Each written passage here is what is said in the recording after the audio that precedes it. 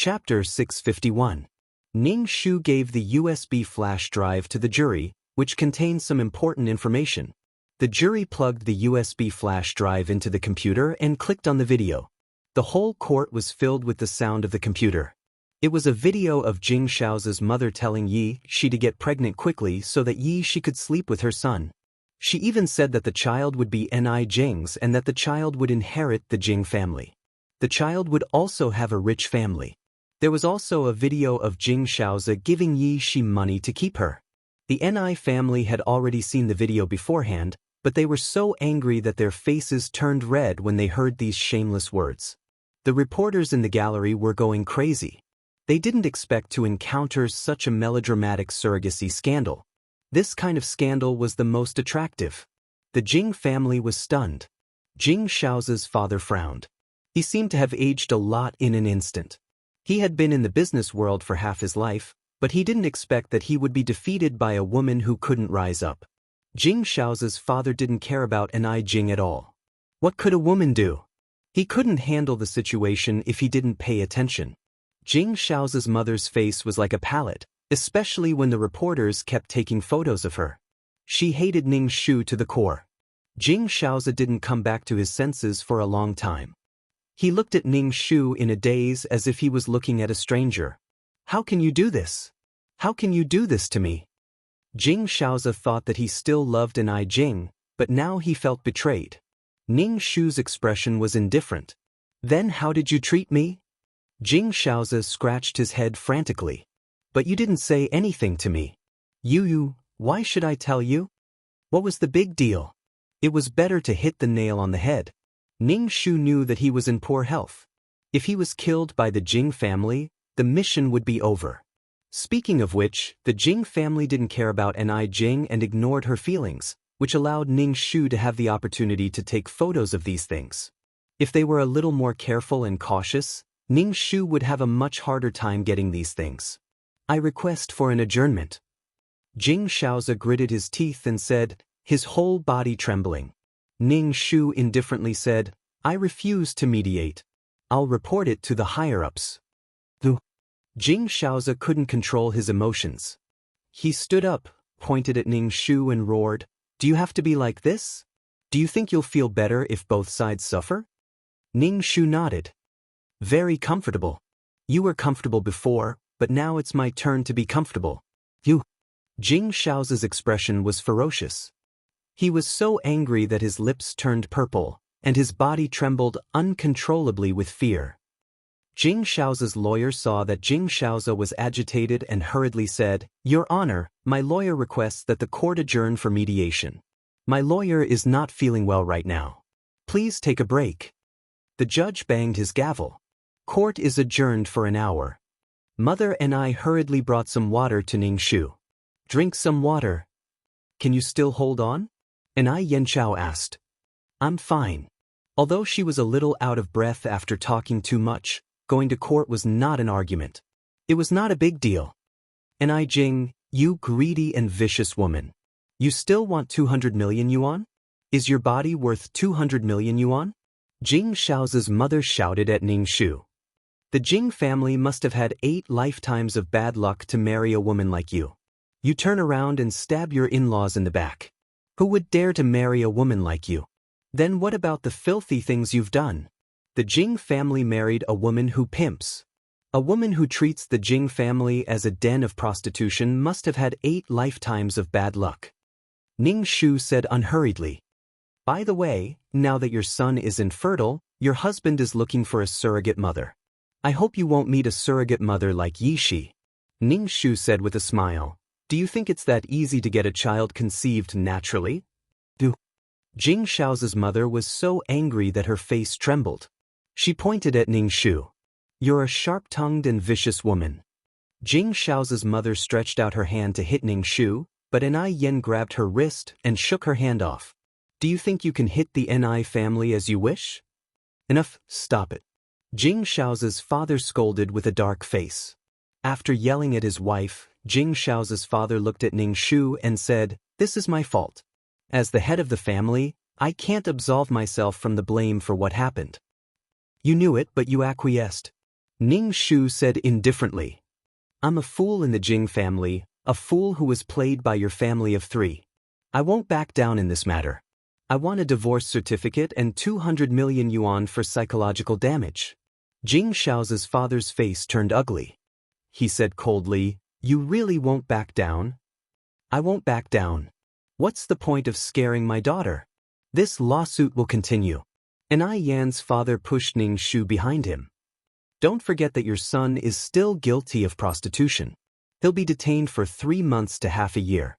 I'm telling you, this matter won't end like this. At worst, we'll destroy each other. Look at your wife's daydreaming. She wants to give birth to an illegitimate child who can inherit the Jing family. Who knows, he might even inherit the Ni family. She's dreaming. Why don't she keep dreaming? Ai Yan's father said bitterly. Jing Shao's father rubbed his forehead. His face was extremely ugly. He looked at Ning Shu and said, We can divorce and we can give you 200 million yuan, but you have to give the shares of the Jing family to the Jing family. Jing Shao's father's lips trembled when he mentioned the 200 million yuan. Even with the Jing family's wealth, they couldn't take it out so suddenly.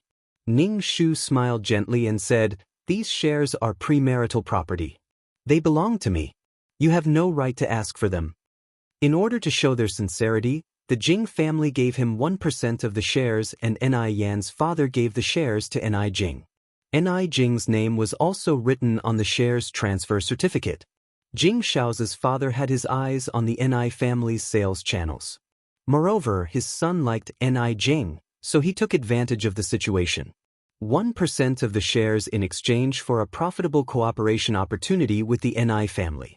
Later, he found out that Ni Jing married with the shares, so the shares were safely in Ni Jing's hands. Besides, I've already transferred the shares to someone else. Ning Shu said coldly. Jing Shao's father's face was gloomy. Ning Shu ignored his expression. It was transferred to Director Li. Director Li must have a lot of shares in his hands. I'll never divorce. Jing Shaozi looked at Ning Shu with disgust. You clearly know Director Li's ambition, but you still transferred the shares to him. Ai Jing, you're too vicious. Jing Shaozi naturally knew the situation of his company. Director Li's shares were close to the Jing families. If he had more, the Jing family would be replaced. Knowing that Ning Shu had transferred the shares to Director Li, which was helping the enemy, the only warmth he had for his wife disappeared. Chapter 652. Jing Shaozi felt that Ai Jing had never regarded herself as a member of the Jing family, that's why she could do such a disgraceful thing. I really misjudged you, Ai Jing. You can take revenge on me if you hate me, but have you ever thought that the company would fall into the hands of Director Li? Jing Shaozi's face was distorted. Ning Shu smiled gently. What does it have to do with me? Jing Shaozi saw the smile on Ning Shu's face and felt that it was extremely dazzling. He liked Ai Jing's smile the most. It was gentle and beautiful, but it was also very beautiful and gentle. But now, Jing Shaozi wanted to tear off this face to vent the anger and hatred in his heart. I won't divorce you even if I die. Let's see who can drag it out longer. Jing Shaozi said angrily, neither of us will have a good time. Ning Shu didn't care. He spread out his hands and said, I don't care. If I can't do it today, I'll do it tomorrow. If I can't do it in a week, I'll do it in a month. If I can't do it in a month, I'll do it in half a year. If I can't do it in half a year, then I'll do it in a year. I don't care. I have endless fun with people. I don't need to work. My parents will support me and my brother will support me. I have plenty of time. Ning Shu said indifferently, but you'll have to be detained for more than half a month. But don't worry, I'll wait for you.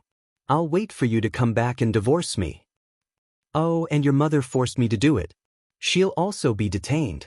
Ning Shu's words angered the Jing family so much that their faces turned blue. Jing Shaozi's mother clutched her chest as if she had a heart attack. You must do this, right? Jing Shaozi's father looked at Ning Shu. Is this good for your reputation? You're so vengeful. Who would want you after you leave the Jing family? You should be lenient when you can. Do women have to get married? Ning Shu said faintly, even if I don't get married, I'll still live a good life. I can go wherever I want and live freely. I won't meet such a disgusting husband's family like yours. In my husband's family, I have to look at others' faces. After I get married, I have to look at men's faces. I have to look at men's faces. I have to show filial piety to my parents-in-law who have never raised me for even a day or fed me. Jing Xiao's father was speechless. The 1-hour break for mediation quickly passed. Ning Shu refused to back down and demanded 200 million yuan as compensation for emotional distress. Jing Xiaozi, on the other hand, was determined not to divorce her. The amount of money involved in this lawsuit was very large. In addition, the plaintiff and the defendant refused to back down. The deadlock forced the court to adjourn for a while. At the same time, it also gave the two families time to mediate. The divorce proceedings were put on hold, but Jing Xiao's crime of engaging in prostitution was established. It was a crime of disrupting public order and he would be fined and detained for a period of time. Furthermore, Jing Xiao's mother would also be detained for coercing others into prostitution. Jing Xiao's father naturally wouldn't allow his wife and child to be detained. He paid the fine and bailed them out. The reporter quickly pressed the shutter. The next day's newspaper would be all about the feud between the rich and powerful. The Jing family's reputation was extremely bad, especially Jing Xiao's mother, who was rarely seen in this world. However, the reporter was more disappointed that the surrogate mother did not come. According to the clues, Yi Shi was also discovered by the reporter. Yi Shi was called the most expensive surrogate mother by the media. Yi Shi was kept as a mistress by Jing Xiaozi and all she did every day was wait for Jing Xiaozi to come over. She didn't know what happened at all. Yi Shi only found out about it when her family called her. Yi Shi was instantly stunned. She didn't expect that she would be secretly photographed by Jing Xiao's wife. When they returned home, father and I said to Ning Shu, "Isn't 200 million yuan a little too much? In my opinion, the divorce is the most important thing." "It's okay. They won't be able to hold on for long," Ning Shu said faintly. With such a scandal in the Jing family, this scandal would be brought up every time they went to court. The longer it dragged on, the greater the blow to the Jing family's reputation. Moreover, it would also give the ambitious people in the company, such as Director Li, something to use against them. This scandal was repeatedly brought up and the news couldn't be stopped. The Jing family was the one who suffered losses. It would also affect the company's operations and the company's stock price. Jing Xiaozi, who had calmed down, also realized that not divorcing for a long time would hurt him even more. In court, he was so angry that he said that he wouldn't divorce even if he died. Jing Xiaozi was a businessman. Even in the most unfavorable situation, he had to ensure the least loss. 200 million yuan would never be given to Ni Jing. How could she dare to ask for 200 million yuan? She wasn't worth 200 million yuan. Jing Xiaozi subconsciously looked down on the crazy Ni Jing. Jing Xiaozi wanted to talk to Ning Shu, but Ning Shu ignored him and blocked all his contact information. Jing Xiaozi could only find someone to wait near the Ni family's house. As long as Ning Shu went out and reported to him, he would be able to see Ning Shu. Sometimes Ning Shu would go out for a walk. She couldn't stay at home all the time. However, as soon as she went out, Jing Xiaozi followed her and said that he wanted to talk about the compensation. Jing Xiaozi meant that the divorce was okay, but it couldn't be 200 million yuan for mental damage. Ning Shu's attitude was very firm. 200 million yuan, not a cent less. She wasn't afraid of a lawsuit. Just like Jing Xiaozi said, they would see who could endure who. Jing Xiaozi looked at the face in front of him and a murderous aura rose in his heart. He really wanted to break this woman's neck. Ning Shu naturally saw the murderous aura in Jing Xiaozi's eyes. She took her handbag and slammed it on Jing Xiaozi's face. Then, she turned around and got into the car to go home. Ning Shu noticed that there were people watching near the Ni family's house and directly called the police. Ning Shu said to the police, "Jing Xiaozi hired people to kill me. This way, he won't have to divorce and compensate 200 million yuan for mental damage." The police arrested a few people who were monitoring Ning Shu and went to confront Jing Xiaozi. When Jing Xiaozi heard Ning Shu's accusation, he was so angry that he was about to explode. He really wanted to kill this woman now. Jing Shaoze repeatedly told the police that he sent these people just to find out when Ni Jing went out. He just wanted to talk to Ni Jing. In any case, Jing Shaoze hired people to follow Ning Shu with ulterior motives. The more he explained, the worse the situation became. Ni Yen transferred a few security guards from the company to the Ni family's house to protect Ning Shu's safety. At the same time, he asked the police to pay more attention to Jing Shaoze. Jing Shaoze had a motive to kill. If something happened to his sister, Jing Shaoze would be the prime suspect, along with the rest of the Jing family. In this way, Jing Shaoze couldn't hire people to spy on the Ni family. He also couldn't find out about Ning Shu's situation, let alone see Ning Shu. Jing Shaoze originally wanted to negotiate before the next court hearing. Now, he was labeled with the intention to murder his wife. He couldn't even see Ning Shu's face. Okay, she wants 200 million yuan. Give her 200 million yuan. Jing Shaoze's father said indifferently, "Dad, why do you give it to her? 200 million yuan is too much." Jing Shaoze disagreed. But it's not that easy to get 200 million yuan. A woman who can't give birth wants so much money. Jing Shaoze's father said coldly. Chapter 653. Since the divorce case, Yishi had been staying in the house and did not dare to go out. As soon as she went out, people would point fingers at her and whisper that she was shameless. They said that she was a mistress and slept with another woman's husband under her wife's nose. Although it did not reach the point of being beaten up, it still caused some trouble for Yishi. Yishi bit her lips tightly. Her life had fallen to the lowest point. Nothing could be worse than now. Yishi did not expect that the gentle Ni Jing would be so ruthless and tolerant. She did not say anything even when she had evidence in her hands. Yishi called Jing Shaoze and wanted him to accompany her. She was really helpless now. Her relatives blamed her for not loving herself. They said that they only asked her to be a surrogate and did not ask her to prostitute herself. However, they did not know that money was so easy to get. She did it for the company, for her father's company. Now, they blamed her for tarnishing her family's reputation. Forget it. This time, she would treat it as repaying their kindness for raising her. In the future, she would live for herself. When Yishi called Jing Shaoze was still thinking of ways to not pay 200 million yuan. When he received Yishi's call, Jing Shaoze was very impatient and asked Yishi to stay in the house. Jing Shaoze was very angry with Yishi. She did not know that someone had installed a camera in her room. After returning from the court, Jing Shaoze went to Yishi's room to look for the camera but found that it was no longer there. Jing Shaoze was so angry that he smashed everything in the house.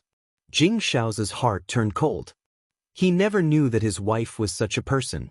She knew that he had cheated on her, but she did not say anything and acted as if nothing had happened. Jing Shaoze put himself in her shoes. If Ni Jing had cheated on him, he would never be so calm. When Yishi heard Jing Shaoze's impatient words, she covered her mouth and cried. Finally, she raised her head and forced her tears back. "In that case, I won't bother you anymore." Yishi hung up the phone and began to pack her luggage. She could not stay here any longer. If she left, she would cut off everything. Yishi packed her luggage and put the house key on the coffee table. She glanced at the whole house. Since her father's company had a problem, she had encountered a disaster in her life. Jing Shaoze was that disaster. The door suddenly opened. Jing Shaoze, who had said that he wouldn't come, suddenly appeared at the door. Yishi looked at Jing Shaoze in a daze, and a subtle joy surged from the bottom of her heart. Even she herself did not realize that she was eager to see Jing Shaoze. Jing Shaoze frowned with an ugly expression. When he saw the suitcase, he walked up to Yishi and questioned, "Where are you going?" Yishi looked at Jing Shaoze, her eyes scanning his face as if she wanted to engrave his appearance in her heart. "You've lost weight recently," Yishi muttered. Jing Shaoze grabbed Yishi's arm. "I'm asking you, where are you going? Don't forget that you're my woman now. It's all because of me that you're in such a dilemma. I want to get out of this twisted relationship." Yishi said tiredly, "Jing Shaoze, let me go and let yourself go. Let's break up." "Let you go? Sure, but give me back the money I gave you before and I'll let you go." Jing Shaoze's eyes were evil. I don't have so much money to give you. I took all the money you gave me home and gave it to my father. Yi, she exclaimed, her eyes widening. She bit her lip and said, I'll pay you back. Pay me back? How are you going to pay me back? Jing Shaozi softened his expression and said, Be good and stay by my side. Don't go anywhere. Let's get married. What did you say? Yi, she looked at Jing Shaozi in shock. Get married? Jing Shaozi said seriously, Let's get married. I'll give you a grand wedding ceremony. We really love each other, and you're not a third party. What about Ni Jing? Yi Shi's expression was one of astonishment and disbelief. She never thought that she could marry Jing Shaozi. She thought that she would always hide in the corner and secretly watch Jing Shaozi. Ni Jing, this woman is extremely vicious. I must divorce her. When Jing Shaozi spoke of Ning Shu, his face was ferocious and full of hatred. I never thought that she would be such a greedy, vicious, and selfish person. But will your parents agree? Yi Shi asked with some uncertainty. Jing Shaozi pinched Yi Shi's nose. Don't worry about this. You don't need to worry about these things. What you need to do now is to stay here and wait for me to marry you. Become my wife, and we'll grow old together. Okay. Yi Shi cried with joy. She loved Jing Shaozi as a person, and it had nothing to do with his family background. Even if Jing Shaozi was infertile, Yi Shi still loved him. Jing Shaozi carried Yi Shi and went to the bedroom. Yi Shi wrapped her arms around Jing Shaozi's neck, as obedient as a kitten. The second court session was held, and the Ni family arrived at the entrance of the court with several security guards. Compared with the lively atmosphere on Ning Shu's side, Jing Shaozi's side looked shabby. There were only Jing Shaozi and his defense lawyer. Jing Shaozi's parents did not come this time. When Jing Shaozi saw Ning Shu, his face was full of indifference and his eyes were full of disgust. He sneered and said, You want 200 million yuan? Aren't you afraid of dying from overeating? I'm willing to die from overeating, Ning Shu said with a smile. Looking at the smile on Ning Shu's face, Jing Shaozi wanted to tear off his face.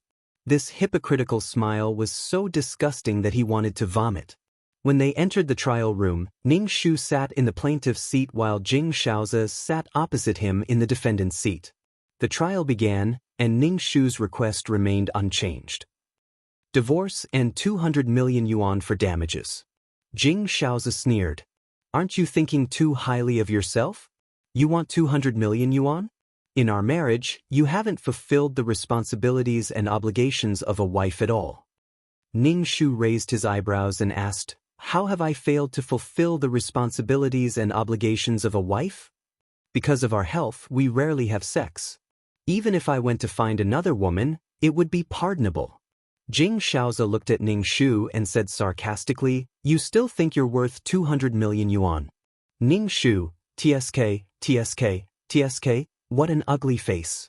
Now, it was her fault and he was pushing all the blame onto her. He even had a reason for having an affair. She really wanted to vomit when she saw how he acted as if it was only right. Ning Shu sneered and took out the USB flash drive. He said faintly, You've never fulfilled the responsibilities and obligations of a husband.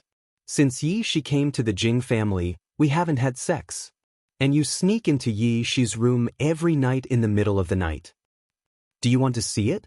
I've recorded all these. Every day and time is recorded in the book. Ning Shu waved the USB flash drive in his hand. A lot. Chapter 654. You went to find other women, yet you blame me for not fulfilling my duty as a wife. Ning Shu sneered. Why did women have to marry? After marriage, there were no obligations. Jing Shaozi spent money to visit Ni Jing, but now he was talking about obligations to his wife. He even complained that Ni Jing was not in good health and did not enjoy himself enough. He was really despicable. To be honest, the money Jing Shaozi spent on his wife was not as much as he spent on Yi Shi. The mistress lived a very comfortable life, but the wife used responsibility and obligation to satisfy her. Do you want me to play this? Ning Shu looked at Jing Shaozi coldly. You are a man without any sense of responsibility. You have fulfilled your duty as a husband to your wife. Jing Shaoze looked at the USB flash drive in Ning Shu's hand and said coldly, "You have violated my privacy rights. These things can't be used as evidence." Ning Shu faintly said, "As your wife, I have the right to know about you. You're not loyal to this marriage. You're the one in the wrong. You'll have to pay 200 million yuan for mental damage." Jing Shaoze took a deep breath and clenched his fists. He looked at Ning Shu and said, "Your greed and viciousness are really disgusting. You also make me feel disgusted. You can't control your lower body and you can't have children," Ning Shu said coldly. Jing Shaoze trembled with anger. Ning Shu rolled her eyes. Out of the corner of her eyes, she saw a person wearing a hat and a mask sitting in the audience. It was such a hot day, but she was covered from head to toe. Was she not afraid of the heat? Noticing Ning Shu's gaze, the fully armed person immediately lowered her head. There was only one person who lowered her head. He did not expect Yi Shi to secretly come to the gallery. Ning Shu withdrew his gaze and looked at the judge. He said, "Judge, I request a forced divorce. Jing Shaoze and I have no feelings for each other. It is impossible for us to live together anymore." Ning Shu looked at Ning Shu and pointed at the gallery. Jing Shaoze followed Ning Shu's finger and saw Yi Shi sitting in the gallery. Since Ning Shu could recognize Yi Shi, Jing Shaoze could naturally recognize the person beside his bed. Jing Shaoze glared at Ning Shu and finally said with difficulty, "I agree to the divorce." After saying this, Jing Shaoze seemed to have lost all his strength. He viciously threatened Ning Shu, "A windfall from the sky, you have to be careful. It doesn't matter.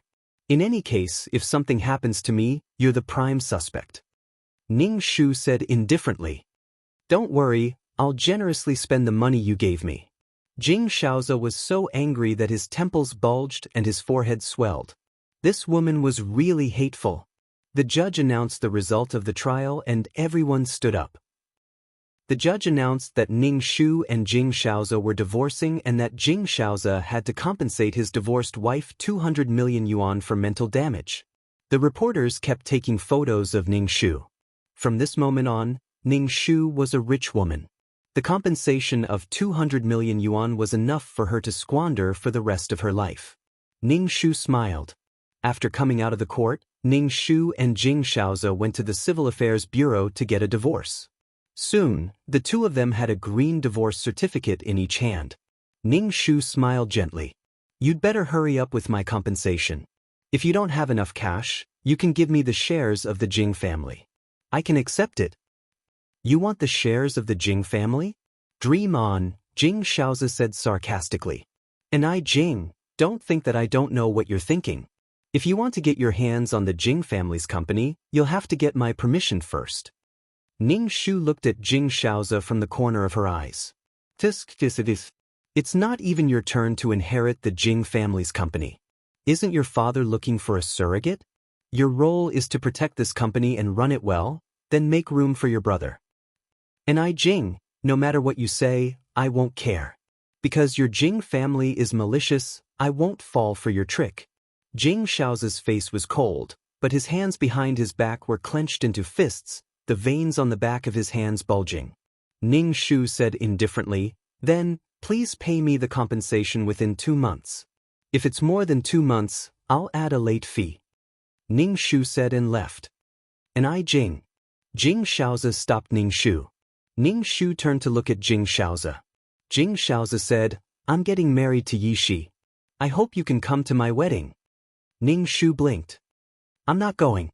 I wish you all a long life and have a child soon." Was he trying to provoke her with this kind of thing? Ning Shu didn't feel anything in her heart. She even wanted to laugh. After Ning Shu finished speaking, she turned around and got into the car. Father and I breathed a sigh of relief and said, "You're finally divorced. Daughter, don't be angry. Let's go home and live a good life." And I Yen, who was driving, asked Ning Shu, "What are your plans for the future?"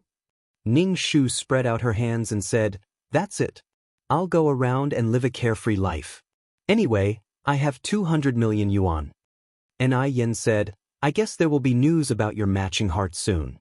After the heart transplant surgery, your body will definitely be better than now. Then you can go wherever you want." Ning Shu was stunned. Heart transplant? She was going to leave this world after completing her mission. Moreover, the original Ni Jing didn't plan to come back. This heart would be wasted. In the plot, Ni Jing died on the operating table for heart transplant. Ning Shu pursed her lips and said, "Brother, don't worry. It's not easy to get a matching heart." Ni Yen glanced at Ning Shu, raised his eyebrows and asked, "Aren't you anxious? Don't you want to have a better body?" "How can that be? Everyone wants to be healthy," Ning Shu said. Ning Shu said happily, "If I really have a heart transplant, I will definitely go around." "Definitely," Ni Yen said. "Thank you, brother." Ning Shu thanked him. Ni Jing was very happy to have a new person who loved her. After the divorce with Jing Shaozi, Ning Shu's life was very leisurely. However, the TV was full of Jing Shaozi and Yi Shi showing off their love. Jing Shaozi held a grand proposal ceremony to propose to Yi Shi. That kind of ceremony was what every woman dreamed of in their lifetime. Yi Shi nodded and agreed with tears. She looked so happy. Now that Yi Shi was going to marry Jing Shaozi, she was no longer the third party who hid in a dark corner and begged for a relationship that she shouldn't have. Yi Shi looked a lot brighter. With a shy and happy smile on her face, she held Jing Shaozi's arm and smiled sweetly. She was very beautiful. The two of them were a perfect match. They just got divorced and were in a hurry to get married. Moreover, they were marrying a mistress. Jing Shaozi could be regarded as the worst of the scumbags. He was afraid that others didn't know that he had an affair. Many people scolded Yi Shi for being a shameless mistress. Especially when they showed off their love on TV, it was simply disgusting. Chapter 655. Jing Shaozi sent an invitation to Ning Shu and said that Ning Shu must attend his wedding to witness his and Yi Shi's happiness. Ning Shu received the invitation and threw it away. When it was time for Jing Shaozi and Yi Shi's wedding, Ning Shu gave them a basket of dates, peanuts, longans, and melon seeds. He wished them to have a baby soon. Let's see who will be disgusted by who. Jing Shaozi and Yi Shi's wedding was very grand. It was even grander than Jing Shaozi and Ni Jing's wedding. Jing Shaozi did it on purpose and even did it live on TV. Ning Shu looked at their happy faces and the corners of his mouth twitched. Let's see how happy they can be. Marriage was the grave of love. After being married for a long time, even if they did not become a resentful couple, their lives would be filled with quarrels and indifference. What's more, there was a bond between Jing Shaozi and Yi Shi. Jing Shaozi could not have children in this lifetime and Yi Shi would not have children either. Unless Yi Shi had children with other men. The so-called happiness was only on the surface. Who knew what would happen behind closed doors? Jing Shaozi's grand wedding cost a lot of money. It was a dream. The wedding that made all the women envious was a result of burning money. Jing Shaozi's father did not agree at first. The Jing family had to pay 200 million as divorce compensation, but Jing Shaozi said to his father, "I'll be like this for the rest of my life." Jing Shaozi was talking about his infertility. He was very depressed and wanted to vent his anger. Jing Shaozi's father was helpless and could only let Jing Shaozi burn money as he pleased. After the wedding, Jing Shaozi's father began to look for a surrogate mother. No matter what, someone must inherit the Jing family. Jing Shaozi's father did not know why, but he always felt that Yi Shi was a woman with bad luck. Once she was involved, the Jing family's luck would be near. His father's company was going bankrupt. Jing Shaozi and Ni Jing divorced and had to pay a large sum of compensation. The cooperation with the Ni family also fell apart. The eldest son of the Ni family, Ni Yen, withdrew all the cooperation with the company and also made a lot of the company's clients. Some of the companies that used to cooperate with them also stopped cooperating. The Ni family must be behind this, causing the company's profits to shrink. The directors at the board of directors were making a ruckus. They didn't get as much money as before. The ambitious director Li was jumping up and down. He couldn't wait to take over the company immediately. Jing Shaozi's father felt a little exhausted, but he couldn't stop looking for a surrogate mother. There were too many women who wanted to get close to the rich and powerful. When they found out that the Jing family was looking for a surrogate mother, One of them took an unconventional approach and directly got Jing Shao's father drunk in the business world. Then she collected his semen. Then she took it to the hospital to get pregnant, and it was 100% a boy. People would do anything for money. Ning Shu only smiled when he knew about this. When Ning Shu was free, he would call the Jing family to ask for money. Sometimes, it was Yi Shi who answered the phone. Now that Yi Shi was married to Jing Shaozi, she had more confidence when facing Ning Shu and was no longer timid. He even vaguely told Ning Shu not to call home and that he would give him the money. Ning Shu raised the corner of his mouth. When he was a mistress, he didn't think so. After he became an official wife, he was on guard against anyone who might become a mistress. Mistresses were good at true love. With true love as a shield, they were always successful. Now, Yi Shi was on guard against being a mistress. Ning Shu hung up the phone. Your happiness is just like that. What was really reliable was that two people had independent personalities, supported each other, and complemented each other's strengths and weaknesses. If they couldn't even achieve basic equality, how could they conquer a man? Did it mean that they conquered a man just because he spoiled her? Ning Shu hung up the phone. Jing Shaozi called and Ning Shu said, "Come to the coffee shop. If you want money, come over." Ning Shu raised his eyebrows. He took the heart pill, thought about it, and stuffed the silver needles into his bag. Then he took a group of security guards to the coffee shop that Jing Shaozi mentioned. There was no one in the coffee shop, only Jing Shaozi was sitting there alone. There was a bouquet of red roses in front of Jing Shaozi. Ning Shu squinted at him. Was he going to show off his love in front of her again? Ning Shu asked the security guards to wait at the door and walked into the coffee shop by himself. "Give me the money." Ning Shu sat opposite Jing Shaozi. Jing Shaozi looked at Ning Shu. After not seeing her for a while, he felt that this woman's face had become rosier and her complexion was better than before. Jing Shaozi picked up the red roses in front of him and handed them to Ning Shu. "For you." Ning Shu. 0. Ning Shu was stunned. Weren't these flowers supposed to be for Yi Shi? How did they end up in her hands? Ning Shu couldn't think straight. "No need." Ning Shu didn't take the flowers. "Give me the money." Jing Shaozi frowned. "Is money the only thing in your heart?" Jing Shaozi took out a few checks. "The money you want is here." Ning Shu reached out to take the checks, but Jing Shaozi grabbed her wrist. Ning Shu looked at Jing Shaozi. Jing Shaozi said, "It's not that easy to get money. And Jing, are you really willing to part with me like this?" Ning Shu took the checks with her other hand and slapped Jing Shaozi. "Don't use the same trick on me that you used on Yi Shi." After being slapped by Ning Shu, Jing Shaozi gripped Ning Shu's wrist tightly as if he wanted to crush Ning Shu's wrist. Ning Shu looked at Jing Shaozi without changing her expression. "Don't tell me you want to get back together with me?" Jing Shaozi narrowed his eyes. "What if I say yes?" "Ning Shu, aren't you married to Yi Shi?" Ning Shu asked. Jing Shaozi didn't speak. Ning Shu sneered and shook off Jing Shaozi's hand. "You want to cheat me of my money? Dream on." Jing Shaozi was such a lustful person. How could he want to get back together with her? Ning Shu turned and left. Jing Shaozi stood up and grabbed Ning Shu's arm. He said coldly, "Why do you only have money in your heart? If I don't let you go today, you won't be able to leave. I'll book this cafe." "Wow, so what if you book the cafe?" Ning Shu shouted for security at the door and several burly men pushed the door open and came in. Jing Shaozi saw the security and let go of Ning Shu's arm. He looked at Ning Shu and said unhappily, "Why did you bring security to meet me?" "It's because I'm meeting you that I brought security," Ning Shu said with a smile. He smiled and said to the security, "Beat him up. I'll take responsibility if anything happens." The security immediately walked towards Jing Shaozi. Jing Shaozi took 2 steps back. Jing Shaozi's voice was sharp and angry. "And Jing, do you have to be so ruthless? Except for me, which man will look at you?" "Beat him up. Beat him up where it hurts," Ning Shu said coldly. Jing Shaozi was forced into a corner and surrounded by several security guards.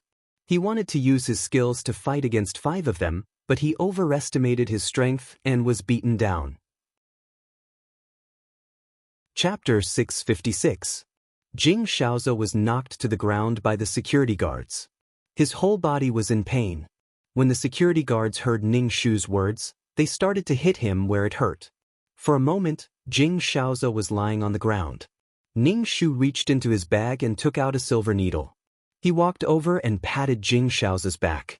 Then he quickly inserted the needle into Jing Shaoze's waist. Jing Shaoze was in pain all over. When he was patted by Ning Shu, he immediately cried out in pain and covered up the pain of the needle. Ning Shu said coldly, "I know what you're thinking, but don't treat women as fools." Wasn't Jing Shaoze's hypocritical attitude just because he wanted the 200 million yuan? Jing Shaoze was in so much pain that his face was covered in sweat. He turned his head and looked at Ning Shu with bloodshot eyes. His gums were almost bleeding as he said hatefully, Jing, I'd like to see how well you can live without me." Ning Shu smiled slightly.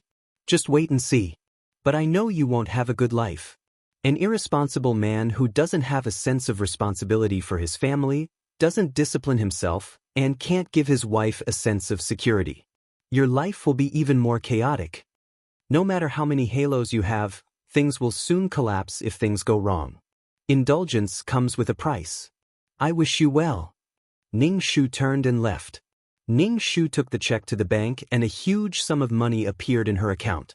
Ning Shu used the huge sum of money to buy a lot of scattered shares of the Jing family's company. In addition, the Jing family's company's recent profits were not good. Ning Shu bought the shares of the small director at a premium. The small director saw that the company's situation was not right. In addition, Ning Shu offered a high price, so he transferred his shares to Ning Shu. This allowed Ning Shu to accumulate a lot of shares. That day, Jing Shaoze came back with injuries. Yi Shi asked Jing Shaoze how he got these injuries. Jing Shaoze said that Jing hit him. Yi Shi was unhappy at that time. She was unhappy that Jing Shaoze and Jing met. Yi Shi called Ning Shu and told him not to meet Jing Shaoze anymore. She said that they were already divorced. Ning Shu rolled his eyes and hung up the phone. Jing Shaoze's body had been in pain for several days and he was furious. He remembered that Ning Shu had called the police twice before.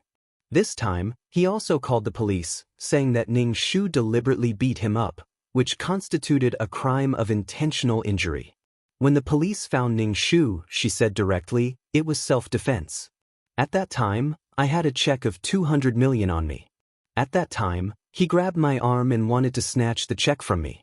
There should be cameras in the cafe. You can go and check. Jing Shaoze. This bitch. Jing Shaoze had been looking for an opportunity to take revenge on Ning Shu, but Ning Shu either stayed at home and rarely went out, or when he went out, he brought a large group of people with him.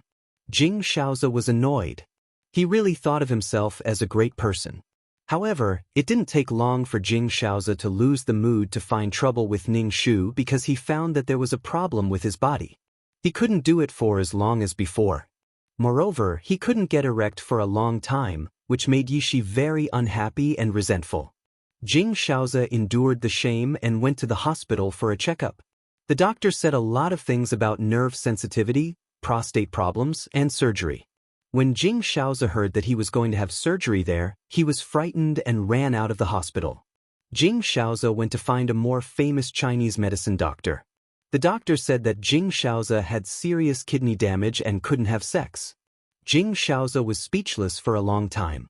Not only did he lose his fertility, but he also lost his ability to have sex now. That night, Jing Shaoze was annoyed and wanted to test whether he really couldn't do it with Yi Shi, but the result was quickly lost. Jing Shaoze was so angry that he jumped out of bed naked and smashed everything in the bedroom. Yi Shi nestled in bed and looked at Jing Shaoze in a daze. Her expression was indescribably complicated. The loud noise in the room attracted Jing Shaoze's parents. Jing Shaoze could only suppress his anger and deal with his parents. He couldn't tell his parents that he couldn't do it. The next morning, Jing Shaoze's mother scolded Yi Shi. Jing Shaoze's mother didn't like Yi Shi. Yi Shi's family background was not as good as the Jing family, so Jing Shaoze's mother was even more unkind to her. What's more, Yi Shi didn't give birth to a precious grandson for the Jing family like in the plot, so Jing Shaoze's mother hated this daughter-in-law very much. Yi Shi was very helpless and sad in her heart. At this time, Jing Xiaoze was in a daze and didn't know how to speak up for her. Yi Shi's heart turned cold and she began to mourn for the rest of her life. She thought that she would be happy from now on, but she didn't expect such an outcome. If she had known, she would have been ruthless and left. She wouldn't have ended up in such a situation. She didn't have a child in this life and had a husband, but she might be a widow. Yi Shi was discouraged for a while. After getting what she wanted, it was completely different from what she imagined. Jing Xiaoze's mother's reputation was not good now. Even if there were any banquets, don't invite her.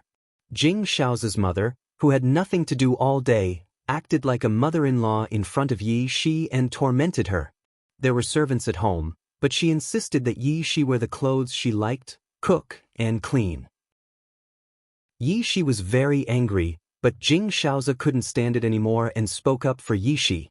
Jing Xiaoze was very guilty when facing Yi Shi. After all, he couldn't do it. While Jing Xiaoze's mother was happily tormenting Yi Shi, a woman came to the door with a newly bulged belly. The pregnant woman arrogantly said that the child in her belly was Jing Xiaoze's father's, and it was a boy. He was the future heir of the Jing family. Jing Xiaoze's mother was furious. She picked up something and smashed it on the woman's belly, wanting to get rid of the bastard in her belly. This child was her bargaining chip, so the woman naturally had to protect the child in her belly. Yi Shi looked on indifferently from the side and didn't help Jing Xiaoze's mother at all. There was a carefree smile on her face. Jing Xiaoze's father and son, who rushed back from the company after receiving the news, looked at the woman with a slightly bulged belly in a daze. Jing Xiaoze's father was very unfamiliar with this woman and didn't believe that the child in her belly was his. The woman had no choice but to tell him how she was pregnant with Jing Xiaoze's father's child. She also promised Jing Xiaoze's father that the child was 100% a boy. When Jing Xiaoze's mother heard that this shameless woman stole her husband's sperm, she was so angry that she wanted to lift the roof and beat this woman to death. Jing Xiaoze's father didn't dare to take the risk. What if this child was really his? Jing Xiaoze's mother was so angry that she wanted to jump off the building. She wanted to drag this smug and hateful woman down with her. Jing Xiaoze's mother was full of fear and uneasiness. This woman who came to the door was young and beautiful, and she was even pregnant with her husband's child. She was old and yellow. Could she stay by her husband's side? What if her husband was seduced by this woman? Jing Xiaoze's mother felt as if a knife was stirring in her heart. It was so painful that she wanted to die. Chapter 657. The pregnant woman was obviously here for glory and wealth. Unlike Yi Shi, she would not endure it stubbornly. She even said that she wanted to take care of the baby in the Jing family's luxurious villa. Jing Xiaoze's mother immediately exploded and shouted at Jing Xiaoze's father, "In this family, it's either her or me. I don't know where the child in her stomach came from, but how dare he blackmail the Jing family?" The pregnant woman said confidently, "My child is definitely Mr. Jing's. You can go to the hospital to take the amniotic fluid for a DNA test. This child is the future heir of the Jing family. What's wrong with me taking care of the baby here?" The pregnant woman said with a smile and looked at Jing Xiaoze's father coquettishly. "Does Mr. Jing want to see his son suffer?" Jing Xiaoze's mother was so angry that she felt dizzy. She kept cursing, "You shameless bitch. You're such a bitch." Jing Xiaoze's mother was an elegant lady, but she could not calm down when faced with such a situation. She was no different from a shrew. Ever since she found out that Jing Xiaoze was infertile, Jing Xiaoze's mother lost her composure. What she was worried about still happened. How could she stand it? What else did she have in this life? Enough. Jing Xiaoze was unhappy when he saw her cursing the child. Looking at this woman's confident look, this child was most likely his. Jing Xiaoze's mother looked at her husband in a daze and shouted, "I'm your wife who has been with you for half your life. You're actually yelling at me because of this shameless vixen." Jing Xiaoze's mother reached out and scratched Jing Xiaoze's father's face. Her nails were very long and beautifully trimmed. Jing Xiaoze's father's face suddenly had many scratches, some of which were very deep.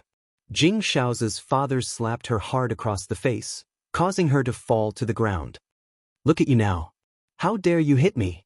Jing Shaozi hurriedly helped his mother up and said disapprovingly, Dad, how can you hit Mom? Jing Shaozi's father felt a burning pain on his face. Look at what she did.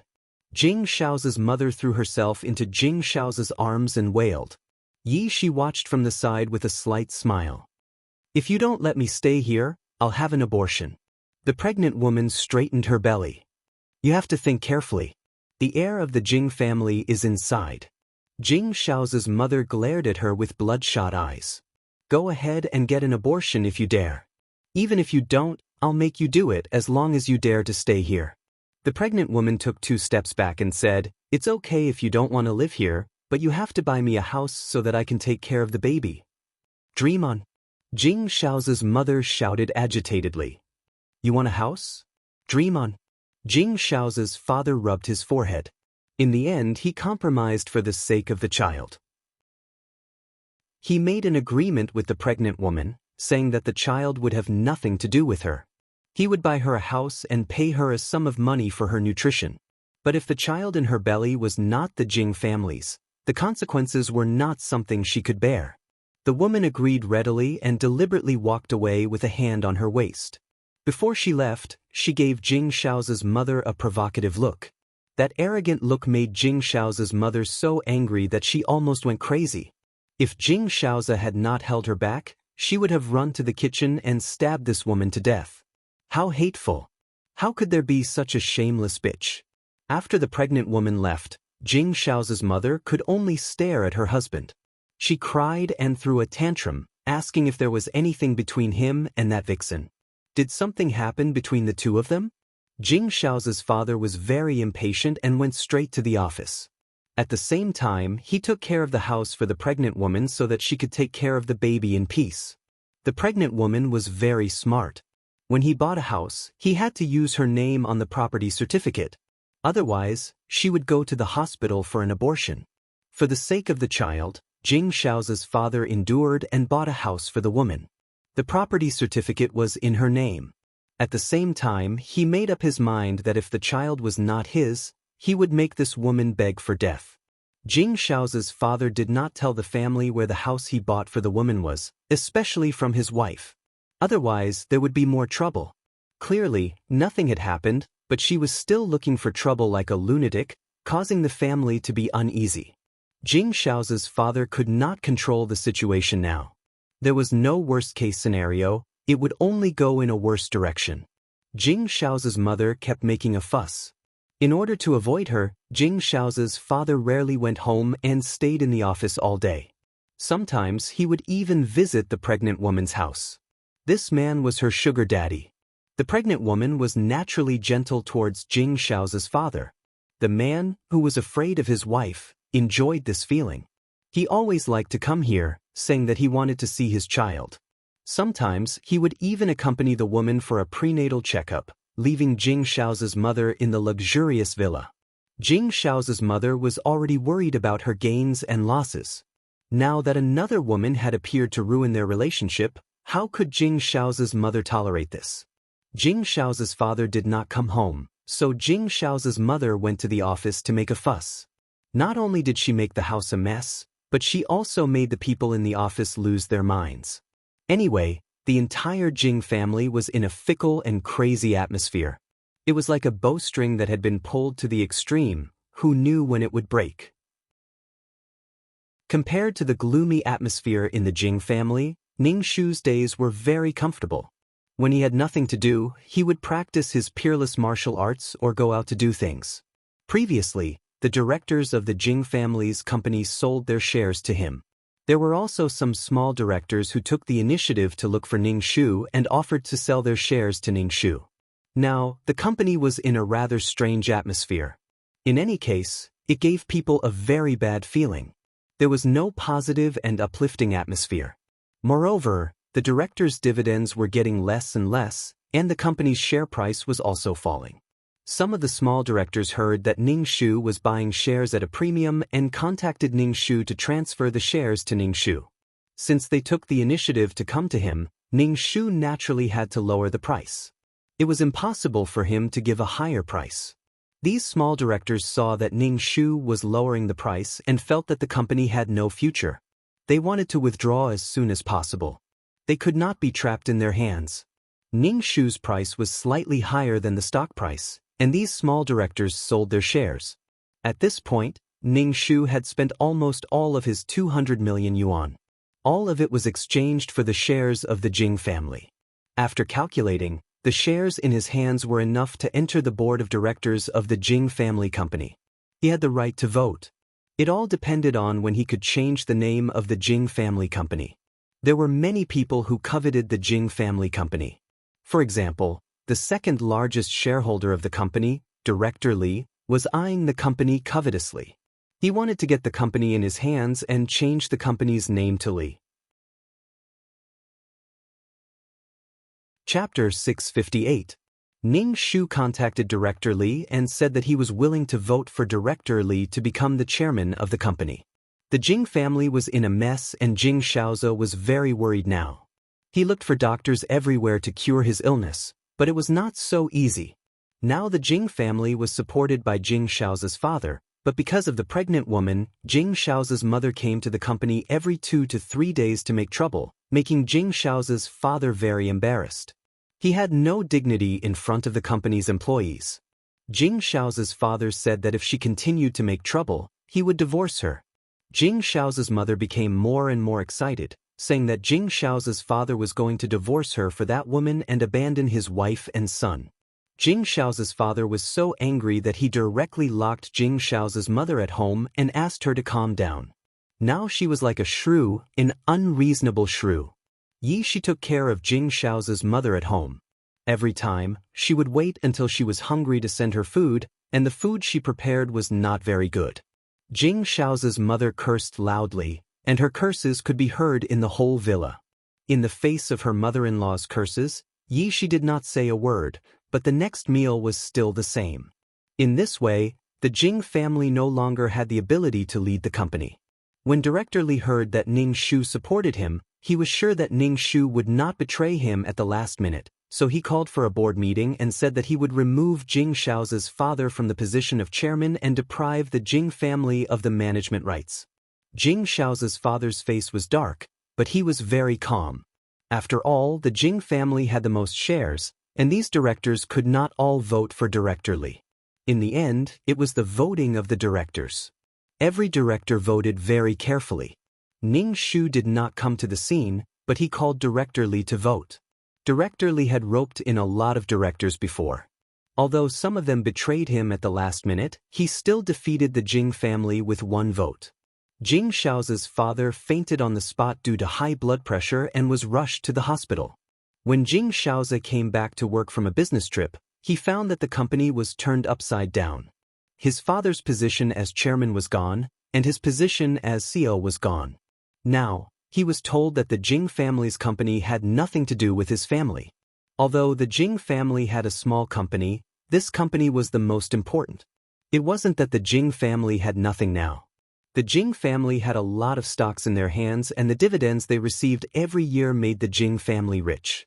But this belonged to the Jing clan. Jing Shaoze went to look for Director Li, but he was dragged out by the security guards before he could even see Director Li. Ning Shu felt that this mission should be about done. He just didn't know when he would be able to leave. The Jing family had been trying so hard to find a successor. Now that the Jing family had lost their family business, did they really want a successor to inherit the company's stocks and a few small companies? A small company was like a drop in the ocean to the Jing family's company. There was no way they could compare. Jing Shaoze's father was in the hospital, while Jing Shaoze's mother was locked up at home, cursing and swearing every day. Ning Shu's life was very comfortable, but the Ni family was very worried. They said that they still wanted to find a man for Ning Shu to take care of her for the rest of her life. Especially when they saw that Jing Shaoze was married, they swore to find Ning Shu a man who was 1,000 times better than Jing Shaoze. Ning Shu's face darkened when he heard this. It wasn't easy for him to jump out of the pit, but now he had to jump back into the pit again? Moreover, men of equal social status all avoided Ning Shu. It was because Ning Shu's style was too strong. She took a video of her ex-husband having sex and asked for 200 million yuan for a divorce. Moreover, she was a woman with heart disease who couldn't give birth. Anyone with a clear mind would not marry Ning Shu. However, there were also some men who were interested in the 200 million yuan in Ning Shu's hands and expressed their willingness to marry Ning Shu. Ning Shu, go back to where you came from. The Ni family had no choice but to ask Ni Yen for help to find a reliable man. Ni Yen looked at the nonchalant Ning Shu and said, I have a suitable candidate under me. He's reliable and has a good personality. If you're willing, I can arrange for the two of you to meet. Oh, how's his family background? Ning Shu asked casually. It's not that good, but he's hardworking and has a bright future.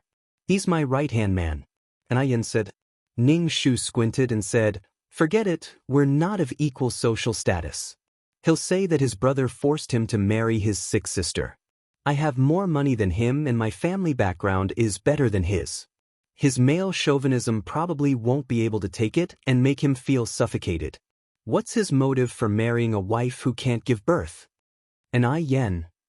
If you think that way, you can't get married in this lifetime. Ning Shu said to Ni Yen. Ning Shu said casually, I didn't plan to get married in the first place. Do women have to get married? I don't want to be too comfortable right now. Ning Shu felt that her life after transmigrating was great. No one forced her to get married. It was as if a woman who didn't get married was a piece of trash that no one wanted.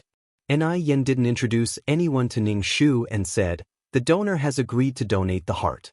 The surgery will probably be carried out soon. The hospital has already arranged another surgery for you. Pack up today and you'll be in the main hospital tomorrow. Ning Shu, no, I don't want to. When would he be able to leave this world? The Ni family completely ignored Ning Shu's wishes and sent Ning Shu to the hospital.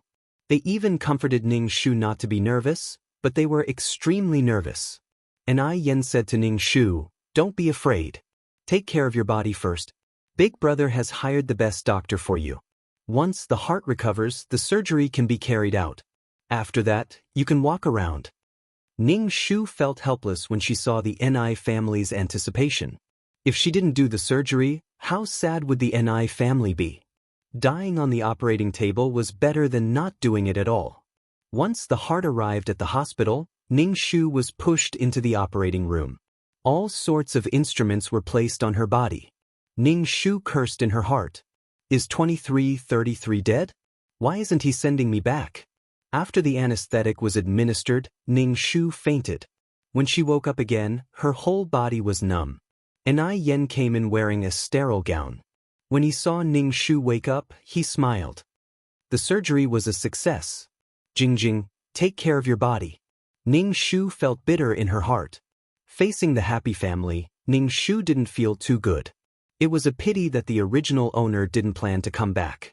If the surgery was successful, her body wouldn't faint like before. Ding, mission completed. Do you want to leave the mission world? 2333's voice sounded. Ning Shu was extremely depressed. Can't you die earlier? How can you let me leave after the surgery is successful? How can the Ni family accept this? Chapter 659. After a moment of dizziness, Ning Shu opened his eyes and found himself back in the system space. He sprawled on the sofa and saw Ni Jing standing in front of him. Seeing Ni Jing, Ning Shu immediately sat up straight and asked, Are you satisfied with the mission? Ni Jing smiled, Thank you, I'm very satisfied. Ning Shu paused for a moment and said, I think you should go back.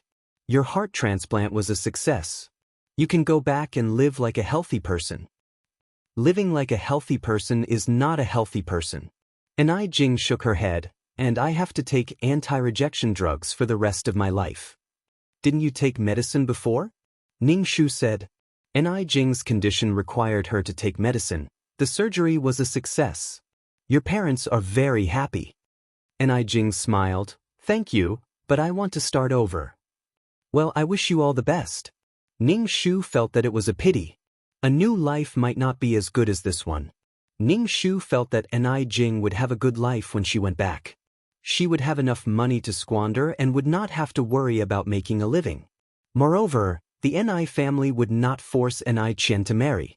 In a way, this kind of life was freer than most people.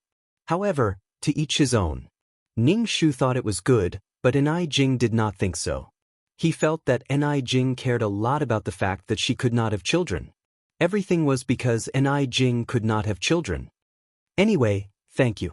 Ni Jing thanked Ning Shu. Then her soul began to become thin. In the end, it was so thin that it could be blown away by the wind. Ni Jing disappeared from the system space. Ning Shu immediately asked 2333, "Why didn't you tell me that someone entered the system space?" 2333 explained, "I thought you were ready to meet the client." Sophistry. She slumped on the sofa. Did she look like she was going to meet a guest? Ning Shu rolled his eyes and said, 2333, "I feel that you have been acting weird recently. Tell me if you have any dissatisfaction." "No, I'm just trying to remind you. I'm not afraid that you will become arrogant after becoming an intermediate mission taker," 2333 said. "Ning Shu, should I thank you?" Ning Shu asked, "If I leave Ni Jing's body and Ni Jing won't go, then what about Ni Jing's body?" "Natural death," 2333 said. Ning Shu still felt that it was a pity. Did Ni Jing give up her soul to counterattack just to fulfill her wish and then reincarnate with peace of mind?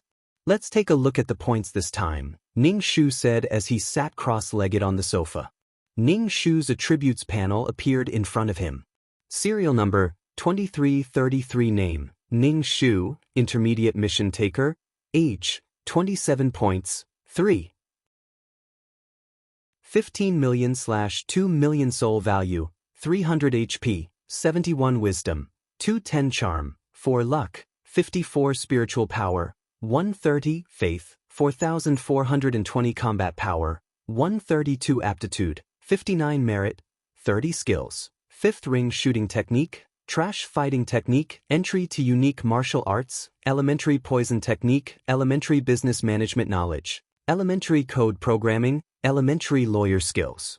Honorary title, Goddess of War, Selfless Ancestor Tools, Calm Aura, Amulet Aura, Mother of the World, Queen's Blessing, Model Worker, Qinshi's Blessing, Leader Aura, Grass Blessing, Best Friend for Life, Miao Miao Miao's Blessing, Life-Saving Hand, Zhu Su Nyang's Blessing, Fulfill Ni Jing's Wish, Take Revenge on Jing Shao, Zhe Yishi. Mission completion rate, 100. Obtained 2 million points, 40 attribute points, 20 faith. The reward was quite good. He obtained 2 million points. How should he distribute the 40 attribute points? Ning Shu thought for a while and decided to add them to wisdom, combat power, and luck. Ning Shu thought for a while and added a point to charm. The other attributes were in the tens and tens, but only charm was at 4.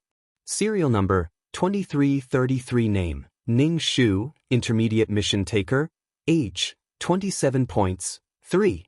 15 million/2 million soul value, 300 HP, 71 wisdom, 21014 charm, 46 luck, 5410 spiritual power, 130 faith, 64 combat power, 13210 aptitude, 59 merit, 30 skills, 5th ring shooting technique, trash fighting technique, beginner peerless martial arts, beginner poison technique, beginner business management knowledge, beginner code programming, beginner lawyer skills.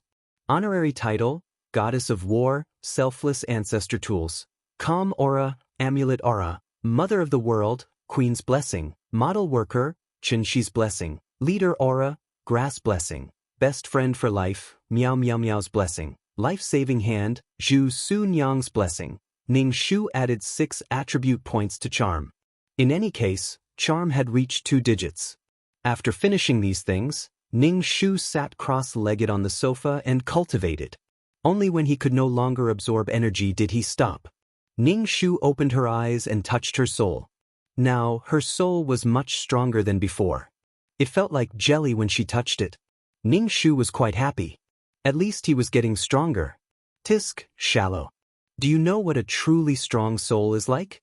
It's like a human body, but it's invulnerable. To destroy such a soul, not even a trace of consciousness can be left behind. Otherwise, it's impossible to kill it. 2333 looked at Ning Shu's intoxicated face and sneered. Ning Shu, I know there are many powerful existences. You don't have to tell me. I need encouragement, not a blow. Aren't you afraid that I won't be able to withstand the pressure? Ning Shu said unhappily. Then you can't take it now? 2333 asked. I can barely take it. Then it's fine. Ning Shu, pounding the table and crying. She strongly requested to change the system. Her system was not friendly at all. Ning Shu planned to go to the virtual space to take a look. Maybe he could find something useful. Most of the time, Ning Shu didn't exchange anything. He didn't have any money. He just liked to make a fuss. After a moment of absent-mindedness, Ning Shu appeared in the virtual space. He didn't care about anything else and went to a restaurant to eat. When he passed by a shop, he was bumped into by a mission enforcer who came out of the shop. Ning Shu stumbled. Sorry. The person who bumped into Ning Shu apologized first and even reached out to help Ning Shu. Ning Shu avoided his hand and shook his head. It's okay. When Ning Shu looked at the mission enforcer, he was stunned. He rubbed his eyes and his face was full of disbelief. It shouldn't be. How could this person be here? Impossible. Ning Shu's face was so shocked that it was distorted. He couldn't believe the person he saw. Are you all right? The man asked, looking polite. Chapter 660. Ning Shu really wanted to slap himself twice to make his expression more normal. He coughed and calmly said, I'm fine. Ning Shu never thought that she would meet Zhang Jiasen here. Zhang Jiasen, damn it. He committed suicide and became a mission enforcer. Ning Shu turned around and left. She didn't want to have anything to do with Zhang Jiasen. Zhang Jiasen reached out to stop Ning Shu. Ning Shu looked at him warily. What are you doing? Zhang Jiasen withdrew his hand and said, I just wanted to ask if you were okay. Ning Shu shook his head. I'm fine. Zhang Jiasen was some distance away from Ning Shu. He said politely to Ning Shu, I'm sorry. I didn't notice when I came out. If you feel uncomfortable, you can tell me. I'm willing to compensate you. Seeing Zhang Jiasen like this, Ning Shu had a bad feeling in her heart. She knew this guy too well. He had a deep mind and was ruthless. Everything he did had a purpose. I'm fine. Ning Shu turned around and walked away. Zhang Jiasen relied on his long legs to block Ning Shu again. Ning Shu's heart immediately exploded, and he looked at him coldly. What else do you want? To express my apology, I'll treat you to a meal. Zhang Jiasen pointed to a restaurant not far away and said, This is my first time here. You're the first person I've met. Let me treat you to a meal. Ning Shu, slamming the table and crying. What kind of ill-fated relationship was this? That was why he met Zhang Jiasen here. Ning Shu didn't want to have anything to do with Zhang Jiasen. Not at all. Ning Shu took 2 steps back and lightly said, No need, thank you. Zhang Jiasen raised his eyebrows, looked at Ning Shu and asked, Are you afraid of me? Why would I be afraid of you? Let's fight one-on-one if you have the ability. Zhang Jiasen sized up Ning Shu from head to toe. His sharp eyes made Ning Shu's hair stand on end. What are you looking at? Ning Shu asked unhappily. Zhang Jiasen rubbed his chin. I think you look familiar. Ning Shu, why does he look so familiar? To be honest, Ning Shu didn't want to deal with people like Zhang Jiasen. It was fine to meet him once, but he didn't expect to meet him again. Ning Shu had a bad feeling in his heart. Zhang Jiasen had become a mission enforcer. What if he met him during a mission? Her life was already so miserable, and there was still a mission enforcer who might seek revenge on her. However, Ning Shu did not regret her decision in the slightest. Even if she had known that Zhang Jiasen would become a quest enforcer, she would still have done the same thing. She should have taken out the soul pearl and collected Zhang Jiasen's soul back then. Zhang Jiasen saw that the woman's face was cold, but her eyes were flickering. He said, I invite you again. Please give me a chance to apologize. No need. Ning Shu directly refused. Zhang Jiasun frowned, then his eyebrows relaxed, and he finally laughed softly. Ning Shu? Laugh your ass, you're crazy. Zhang Jiasun stared at Ning Shu. Ning Shu shouted, meow meow meow. Cough cough cough. Fuck, Zhang Jiasun was simply heaven-defying. He could even recognize her. Zhang Jiasun smiled. It really is you. I didn't expect you to look like this. Ning Shu straightened her back and said righteously, it's me. What, do you want revenge on me? Zhang Jiasun said gently, why would I want revenge on you? If it wasn't for you, I wouldn't have been caught by the system. Ning Shu, that's mockery, right? Hee hee. Ning Shu looked at Zhang Jiasun. I'm telling the truth. The past is in the past, and I don't have any responsibilities. I'm living for myself now. Zhang Jiasun looked at Ning Shu. I don't hate you.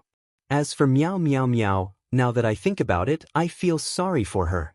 She gave up her soul for others to counterattack. Zhang Jiasun looked disappointed. Soul power is too important to the soul. Ning Shu, I'd be a fool if I believed you. Zhang Jiasun's words couldn't be trusted. What's your name? Zhang Jiasun asked Ning Shu. Ning Shu was wary of Zhang Jiasun, so he didn't plan on telling Zhang Jiasun his name. Since you don't hate me, then let's forget about each other. Ning Shu turned and walked away. This time, Zhang Jiasun didn't stop Ning Shu. Instead, he raised his eyebrows and looked at Ning Shu's back. He touched his chin, turned around, and walked in the opposite direction of Ning Shu. After meeting Zhang Jiasun, Ning Shu wasn't in the mood to eat at the restaurant. He thought about it and felt that he was too cowardly. Wasn't it just Zhang Jiasun? What was there to be afraid of? Everyone would use their own means to see who could beat who. Ning Shu still went to the restaurant to eat. When he walked to the door, the waiter greeted him and said to Ning Shu, Sir, someone invited you to a private room. Ning Shu was surprised. He didn't know anyone in the virtual space, but someone invited him to a private room. A private room was very expensive. Ning Shu ate in the main hall every time he went to the restaurant. Ning Shu followed the waiter to the private room. The waiter opened the door, and Ning Shu instantly smelled the fragrance of agarwood in the room. After taking a breath, he felt that his soul was much cooler. Smelling this smell, a silver-haired consultant appeared in Ning Shu's mind. Ning Shu walked in and saw the silver-haired man. The silver-haired man was holding a book in his hand. Sit down, the silver-haired man said calmly as he closed the book gracefully. Ning Shu was a little puzzled as to why he was looking for him. He asked, Why are you looking for me? You're an intermediate mission enforcer now, right? Ning Shu said, I need something. I hope you can help me find it in an intermediate realm. Ning Shu was even more confused. What is it that only an intermediate realm has? Since you need it, why do you want me to find it? Can't you go yourself?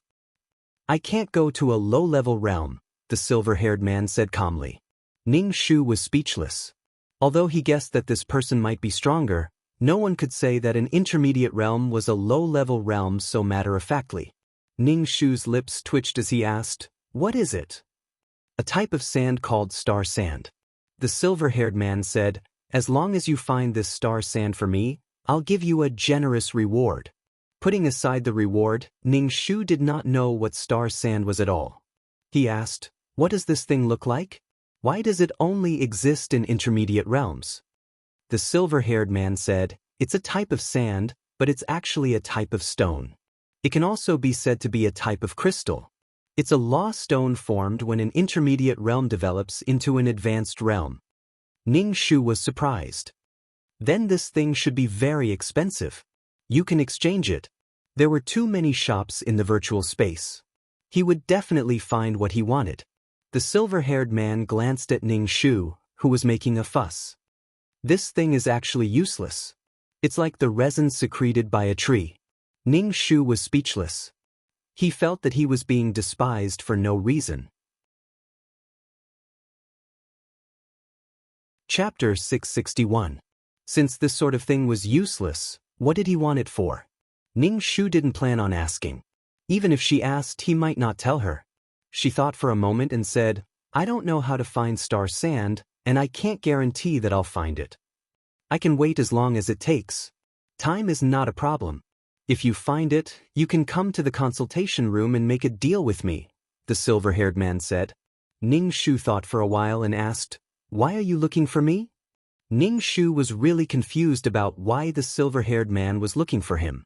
The silver-haired man said, "The people I know don't go to low-level worlds. I just happened to see you and wanted to make a deal with you." Ning Shu was speechless. His heart was hurt 10,000 times. "This looks like star sand." The silver-haired man handed Ning Shu a piece of paper. It was light gold and a little thick. Ning Shu took a look. Star sand was just like its name. It was silver and very small, only the size of a thumb.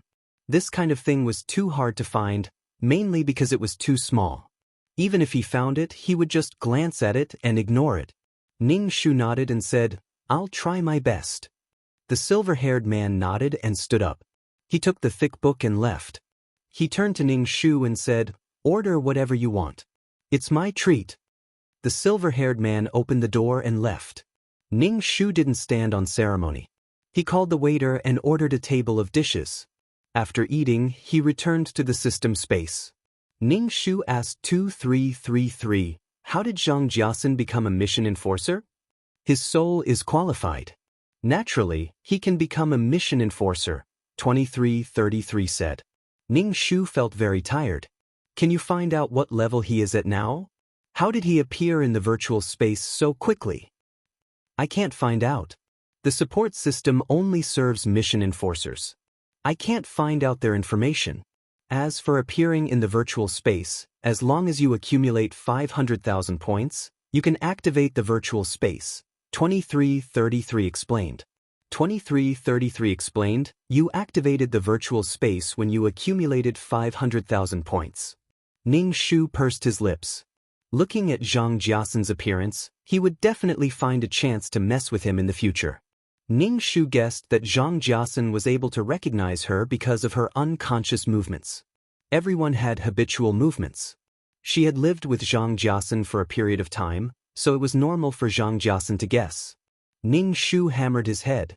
He would have to be more careful when doing quests in the future. As long as there was a chance to step on him, he would not give in. After recording Zhang Jiasen in his heart, Ning Shu took out the paper that the silver-haired man had given him. It felt very heavy to the touch, and there were no creases at all. He tore at the paper but found that he couldn't tear it.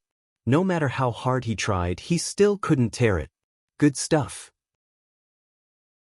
Ning Shu looked at the star sand on the paper and memorized its appearance in his mind.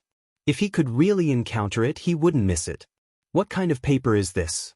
Why is it so hard?" Ning Shu asked. 2333. Why did his host always look like she hadn't seen the world before? No matter how hard it is, it's just a piece of paper. What's there to be surprised about? 2333 said in annoyance. That kind of person always takes out good stuff. Ning Shu frowned and said unhappily, 2333, why do I feel like you're going through menopause? Why are you speaking so strangely? I'm just making a fuss because I haven't seen it before. That's why I asked. If you don't like me, you can remove the binding between us. 2333 was silent for a while and said, sorry, I almost forgot that you're a girl. Ning Shu. Fuck, why wasn't she a girl? Was that an apology? It was unbearable to talk like that. This paper is made from the sap of the phoenix parasol tree, so it's very hard and can last for a long time. If you don't understand, you should read more. 2333 said. Ning Shu rolled her eyes and took a book from the bookshelf and put the paper in between. Ning Shu opened the exchange store. It had been a long time since he last shopped. Ning Shu wasn't very interested in the items in the exchange store. Especially after the last trial mission when he was prohibited from using the exchange store, Ning Shu tried to make himself less reliant on the items in the exchange store. Ning Shu learned everything he could learn by himself. For example, medical skills were taught to Ning Shu by himself. The system couldn't take away his skills. Ning Shu browsed the exchange store and bought fasting pills, water, detoxification pills, and some basic medicine. Ning Shu wasn't interested in anything else. He closed the exchange store. Let's look at the new client. Ning Shu sat up straight and looked at the client in his best state. Okay. As soon as 2333's voice faded, a woman appeared in the system storage. She was wearing ancient clothes and her long hair was tied into a ponytail. Ning Shu looked at the woman's face. Her lips were black and there was a faint black aura around her face. Her face looked a little blurry. My name is Xiao Susu. I want to fight back. Xiao Susu looked at Ning Shu. Her voice was very clear. I want to break free from the shackles of my bloodline. Because of my bloodline, I can't live in this world.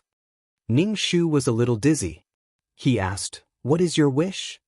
I want to live my own life. I don't want to be used by others. Xiao Susu's face was sad. She seemed to have thought of something. She frowned and looked sad. Ning Shu nodded and said, I will accept this quest. As soon as he said that, Xiao Susu's soul left the system. Ning Shu thought for a moment and asked 2333, is there any item that can tell if there are other quest takers in the quest world? Nope. 2333 said. Ning Shu was disappointed. She wanted to know if she could know if Zhang Jiasen was in the same world. She wanted to know if she could guard against him. It would be best if she could kill him. But there is an item that can do this. It's called the Strings of Affection. If you can use this item on the person you want to know, if you are in the same world, the Strings of Affection will burn. 2333 said. Strings of Affection? Ning Shu squinted. She had a bad feeling when she heard the name. The side effect is that this item is like a curse. It will make two people fall in love. 2333 said with a smile. Do you want to exchange? Ning Shu. You must be kidding me. Fall in love? She and Zhang Jiasen felt a chill just thinking about it. No. Ning Shu didn't want to have anything to do with Zhang Jiasen. She wanted to guard against Zhang Jiasen. She didn't want to put herself in danger. She couldn't do such a stupid thing. When the time comes, she would be played by Zhang Jiasen. That would be worse than death. Zhang Jiasen would have his revenge. Moreover, he would be the one who delivered himself to her. Chapter 662. Ning Shu gave up after learning about the powerful side effects of the Strings of Affection. Using this item on Zhang Jiasen was suicide. It was giving up on life. Let's start the mission. Instead of thinking of ways to guard against Zhang Jiasen, it was better to become stronger and crush Zhang Jiasen into the mud. In fact, Ning Shu was a little afraid of Zhang Jiasen. It wasn't easy for him to succeed in a counterattack for someone else, only to find that the person he took so much effort to defeat had suddenly appeared. And he was even stronger than before. It was even more frightening than seeing a ghost in broad daylight. Ning Shu felt a wave of dizziness from the teleportation, and his soul entered a body. Before he opened his eyes, he felt an oppressive and tense atmosphere. Ning Shu felt his heart beating wildly. Ning Shu quickly opened his eyes and found himself in a forest. There were many people around him, and they were of different ages. The youngest was 7 or 8 years old, and the oldest was 15 or 16. There were boys and girls in the group. Ning Shu was sizing up her surroundings when she suddenly saw a ferocious wild boar with tusks comparable to elephant tusks, a fat and strong body, and a bristling mane rushing out from the forest. If he was stabbed by the wild boar's tusks, he definitely wouldn't survive. When Ning Shu saw the wild boar, the others naturally saw it too. They immediately screamed and scattered. Some of the smarter children even climbed up the tree. When Ning Shu saw the wild boar, she avoided it without thinking. She saw that the 7 or 8-year-old child next to her seemed to be frightened, staring blankly at the wild boar. Ning Shu grabbed his arm and ran away. Because Ning Shu was dragging a child, he couldn't run fast. The others hid, and the wild boar stared at Ning Shu and the child. The wild boar ran very fast and was about to catch up. Ning Shu saw a withered branch. He threw the child away and picked up the branch on the ground. Ning Shu held the branch and looked at the wild boar running towards him. He felt something in his body become restless, as if it was about to burst out. This feeling was very strange, as if there was a giant beast trapped in her body. Ning Shu instinctively suppressed this power that was eager to rush out of her body. Ning Shu planned to stab the wild boar's eyes with a branch, but before the wild boar could run in front of Ning Shu, it was entangled by a ribbon and couldn't break free. Ning Shu looked in the direction of the ribbon and saw a little girl about 12 years old. She was holding a ribbon in her hand, and her fair face was covered in sweat. She seemed to be struggling. Ning Shu didn't hesitate. He held the wooden stick in his hand and stabbed it into the eyes of the wild boar that was struggling to break free from the ribbon. Ning Shu pierced the wild boar's eyes. The wild boar let out a shrill cry and struggled even harder. Finally, it broke free from the ribbon. This beast was very vengeful. After being blinded by Ning Shu, it howled and chased after Ning Shu. Just as Ning Shu was about to be caught, a folding fan appeared in the air with a whoosh. The folding fan slashed across the wild boar's neck. The wild boar's head was cut off, and blood spurted out. But there was no blood on the folding fan. The wild boar that lost its head ran for a while before it fell down, its body twitching. Ning Shu fell to the ground with a plop. His legs were weak, and he wiped the cold sweat on his forehead. The child that was thrown out by Ning Shu ran over. Ning Shu asked, "Are you okay?" Ning Shu shook his head. The girl who used the ribbon as a weapon also came over. She looked at Ning Shu from head to toe. "Fortunately, the real person saved you. Otherwise, you would be dead." "Thank you." Ning Shu thanked her. "You are so powerful." The girl snorted. She was a little proud. After the wild boar was killed, the people who were hiding also came out and surrounded them. After being scared by the wild boar, everyone's face was still in shock. Two people came with the wind and stopped in front of the group of people. Seeing these two people flying in the air, the group of children was so envious that their eyes turned green. They were shocked. Ning Shu saw one of the men. His face was as clear as jade, and his posture was confident and at ease. He also had the temperament of a cultivator. His expression was languid, and he held a folding fan. It was obvious that he was the one who had killed the wild boar. When Ning Shu saw this man, his heart was filled with complicated emotions. He felt bitter and frustrated. In short, it was very complicated. Ning Shu silently chanted the clear heart incantation and suppressed the feeling in his heart. Cultivators had sharp senses. His abnormality would definitely be noticed by others. "Tonight, you guys will spend the night in this forest. Tomorrow we will start the bone foundation test." Another young cultivator with a big saber on his back said. Hearing that they had to spend the night in the forest, everyone's face turned ugly. Some of the timid people, such as the children that Ning Shu saved, curled their lips and were about to cry. "Tonight, your dinner will be this wild boar." The man with the folding fan pointed at the wild boar with the folding fan and said, "Oh right, there are many wild beasts in this forest. There might even be demonic beasts. Be careful." When these words came out, the children were scared to death. Their faces turned pale. The man with the folding fan smiled. He originally looked like an immortal. When he smiled, it was very seductive. "Coquettish fox." The girl with the ribbon whispered. The man with the folding fan glanced at her with a smile that was not a smile. It was obvious that he had bad intentions. Being stared at by the man like this, the girl was a little scared, but she still straightened her back. Under the reluctant gazes of the crowd, the two of them flew away. The atmosphere was a little stagnant. Everyone looked at each other, but no one said anything. No one went to deal with the wild boar. They said that the wild boar was their dinner, but no one was willing to do it. Ning Shu touched his body and felt a dagger at his waist. He was ready to deal with the wild boar. If the wild boar was placed here, it would attract other carnivores, such as wolves. According to the man, there were also demonic beasts. "What are you doing?" the girl Ning Shu asked. Ning Shu saw that she had saved his life before, so his attitude towards her was very good. He said, "You have to deal with this thing or it will attract other wild beasts." Ning Shu cut open the wild boar's stomach. The wild boar's steaming internal organs and intestines emitted the stench of feces. When the others smelled this stench, they all retreated. It was related to life. Ning Shu endured the stench and pulled out the internal organs. He planned to dig a hole to bury the internal organs. In the end, he found that he did not have any tools to dig a hole.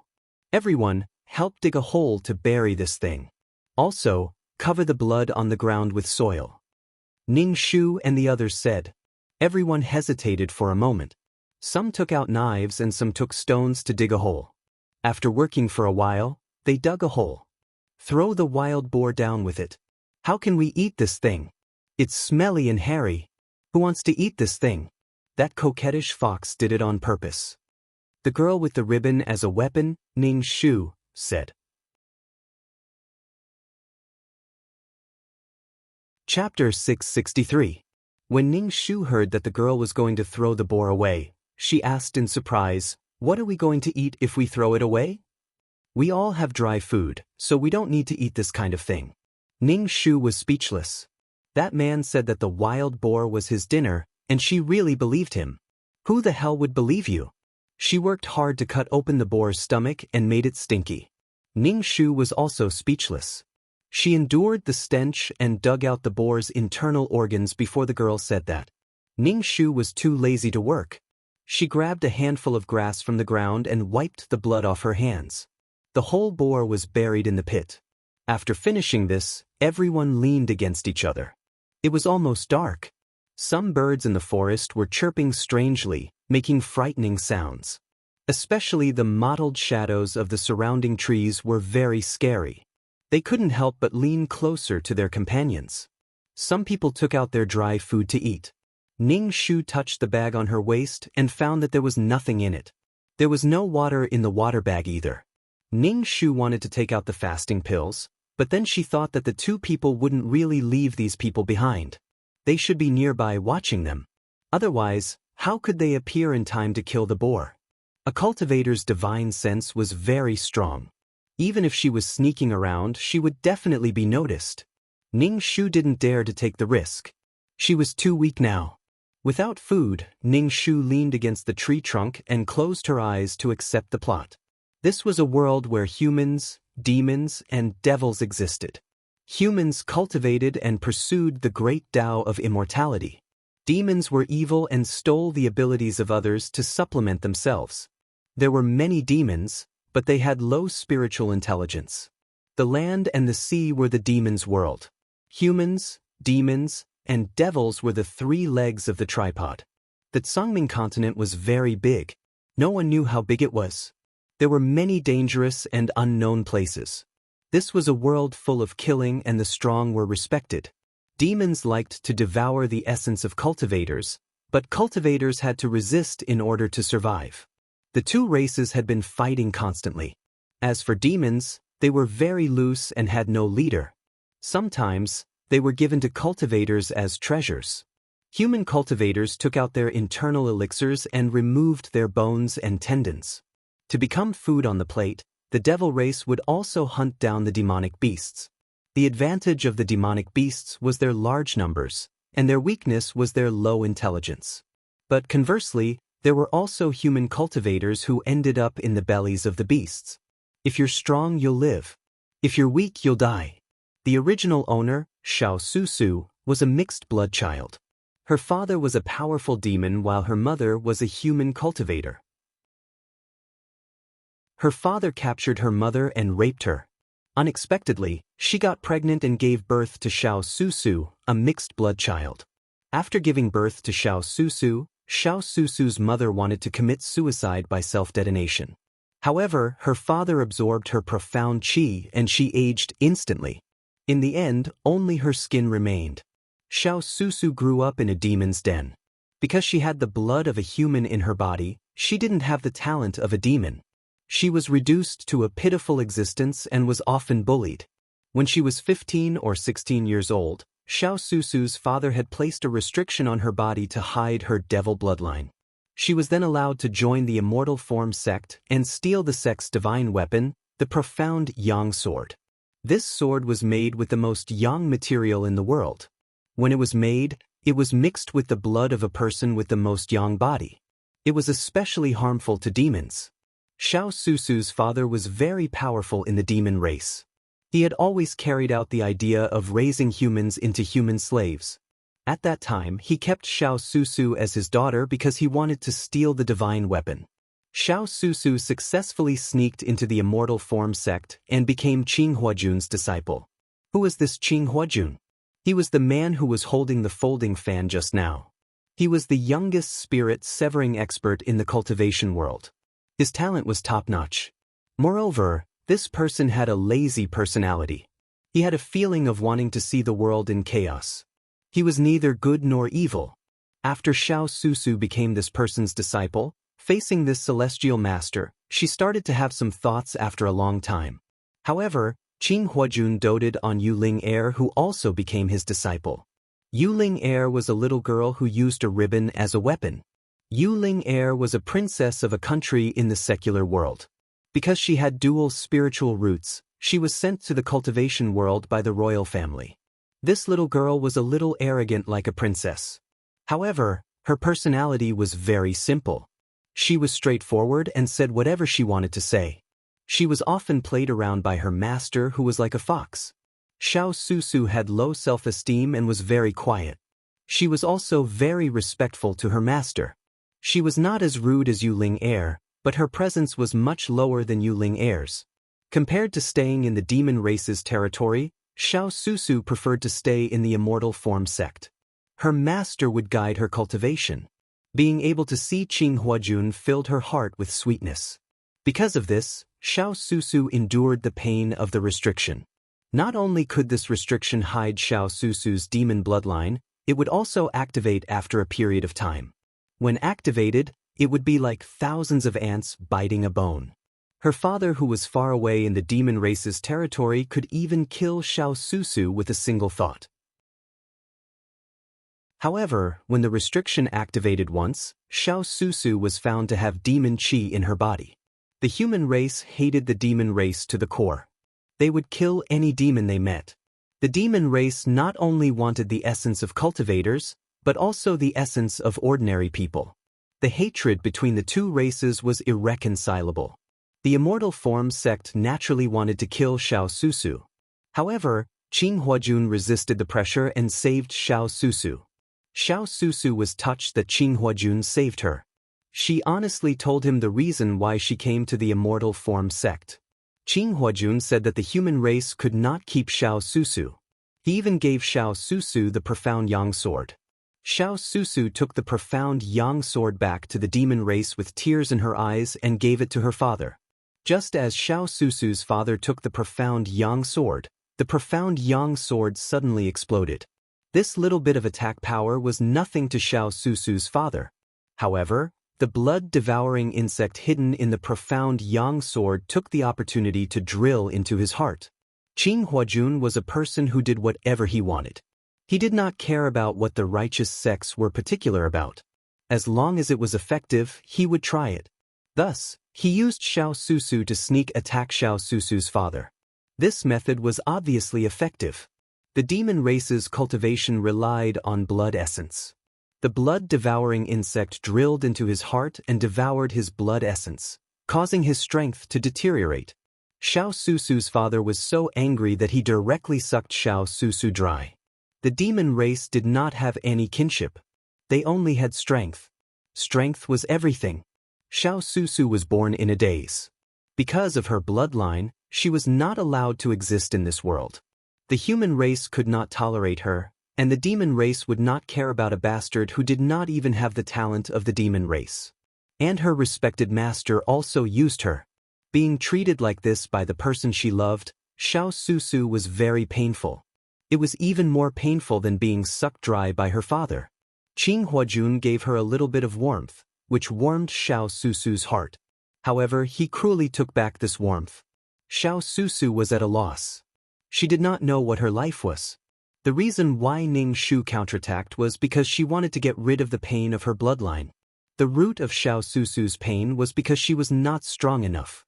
When her father placed restrictions on her, she could not resist and was used by Qing Huajun. It was also because she was a weak ant that did not need to care about. The hatred between the two races was as deep as the ocean. When Xiao Susu's identity was exposed, Qing Huajun did not treat her as his disciple. To put it bluntly, it was all because of strength. Chapter 664. After accepting the storyline, Ning Shu felt hungry. Seeing that everyone around him had something to eat, he felt even hungrier. For you. A biscuit was handed to Ning Shu. When Ning Shu turned around, he saw the boy holding a biscuit. Ning Shu took the biscuit, thanked the boy, and bit into it. The biscuit tasted very good, and the fragrance of the meat overflowed in his mouth.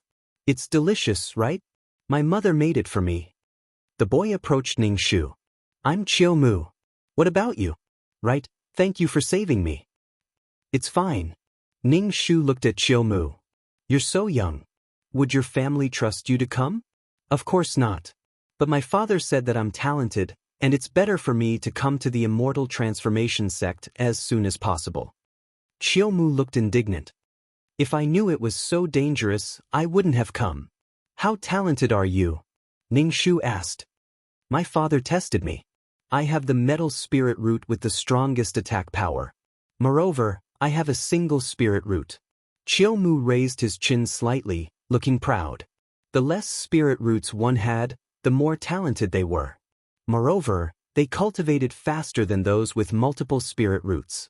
As long as they didn't die midway, they would be a dazzling expert. With Chiu Mu's talent, he would definitely be a hot commodity in the immortal transformation sect. Ning Shu originally wanted to cultivate a peerless martial art, but after thinking about it, it was better not to cultivate under the watchful eyes of others. In fact, Ning Shu didn't want to enter the immortal transformation sect, nor did he want to steal the profound Yang sword. If the restriction activated, it would be easy for others to detect the demonic qi in his body. The restriction suppressed the demonic bloodline and the demonic qi in his body. However, the demonic qi couldn't be suppressed forever, so the restriction would activate once in a while. Xiao Susu had a bit of demonic qi in her body, but she didn't have the talent of the demonic race. She also couldn't absorb the essence of others like the demonic race. Ning Shu leaned against the tree trunk while Chiu Mu leaned against Ning Shu. Ning Shu glanced at him, and Chiu Mu immediately straightened his back. I'm leaning against you because I think highly of you. Ning Shu, underneath, little brat, get lost. Ning Shu did not pay any attention to him. She closed her eyes and leaned against the tree trunk to rest. When she calmed down, she could feel that someone was spying on her. Fortunately, she was cautious enough and did not take out any fasting pills, nor did she practice any exceptional martial arts. He could not reveal his identity under the watchful eyes of the immortal form sect. Otherwise, only death awaited him. When encountering devils, humans would kill them without mercy. Although Ning Shu's eyes were closed, he was constantly paying attention to his surroundings. However, the next morning, they didn't encounter any danger. No dangerous beasts or demonic beasts approached them. It was clear that there were people protecting them. There were many talented children among them. If something happened to them, the immortal form sect would definitely be heartbroken. Moreover, all the major cultivation sects would snatch disciples with good innate talent. Ning Shu opened his eyes and pushed away Chiu Mu, who was leaning on his shoulder. His shoulder was covered in Chiu Mu's saliva. Chiu Mu was pushed away by Ning Shu. She rubbed her eyes and woke up, asking, "What's wrong?" Everyone woke up one after another and yawned. Qing Huajun and the young man carrying a large blade came over. Beside Qing Huajun was Gong Hao, a blade cultivator. He was in the Golden Core stage and was in charge of the disciple recruitment this time. Qing Huajun was in the spirit severing stage and had a very high status in the immortal form sect. There was no need for him to do such a thing.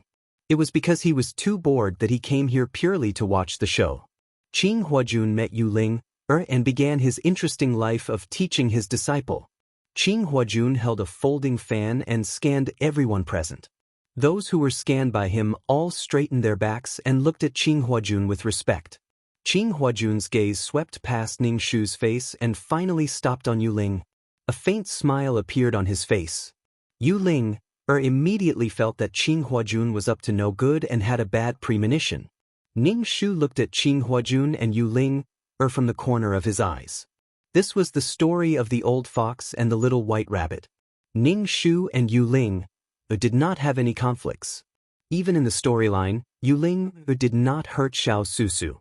As Yu Ling's senior sister, Xiao Susu was older than Yu Ling.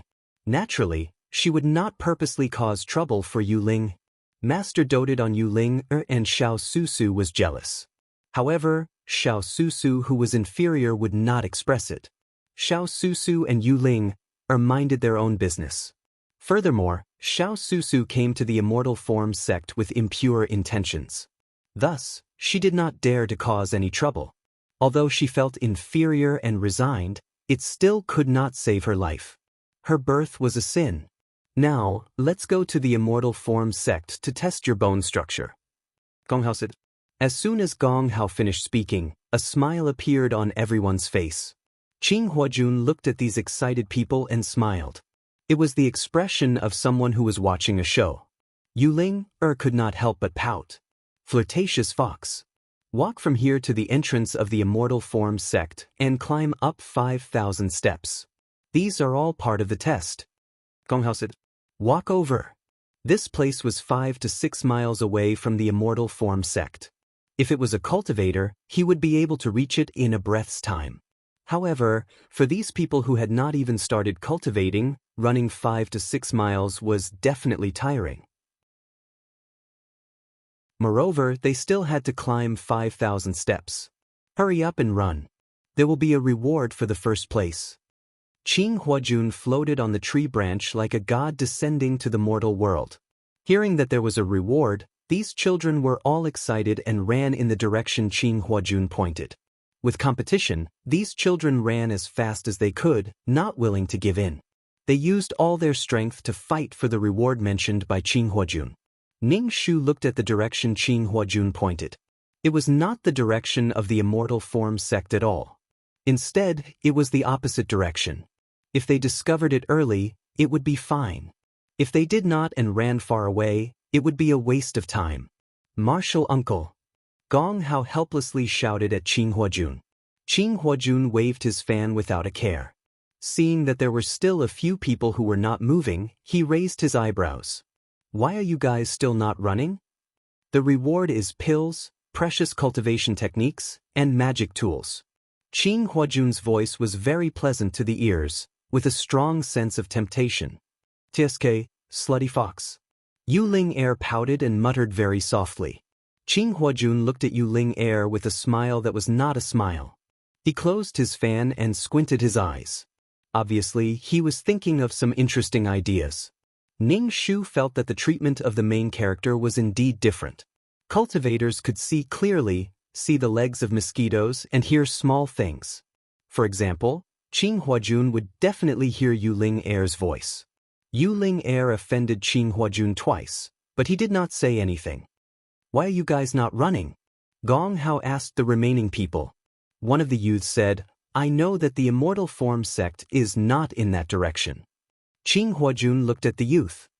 Oh, the kid from the Li family. The youth respectfully cupped his fist and bowed.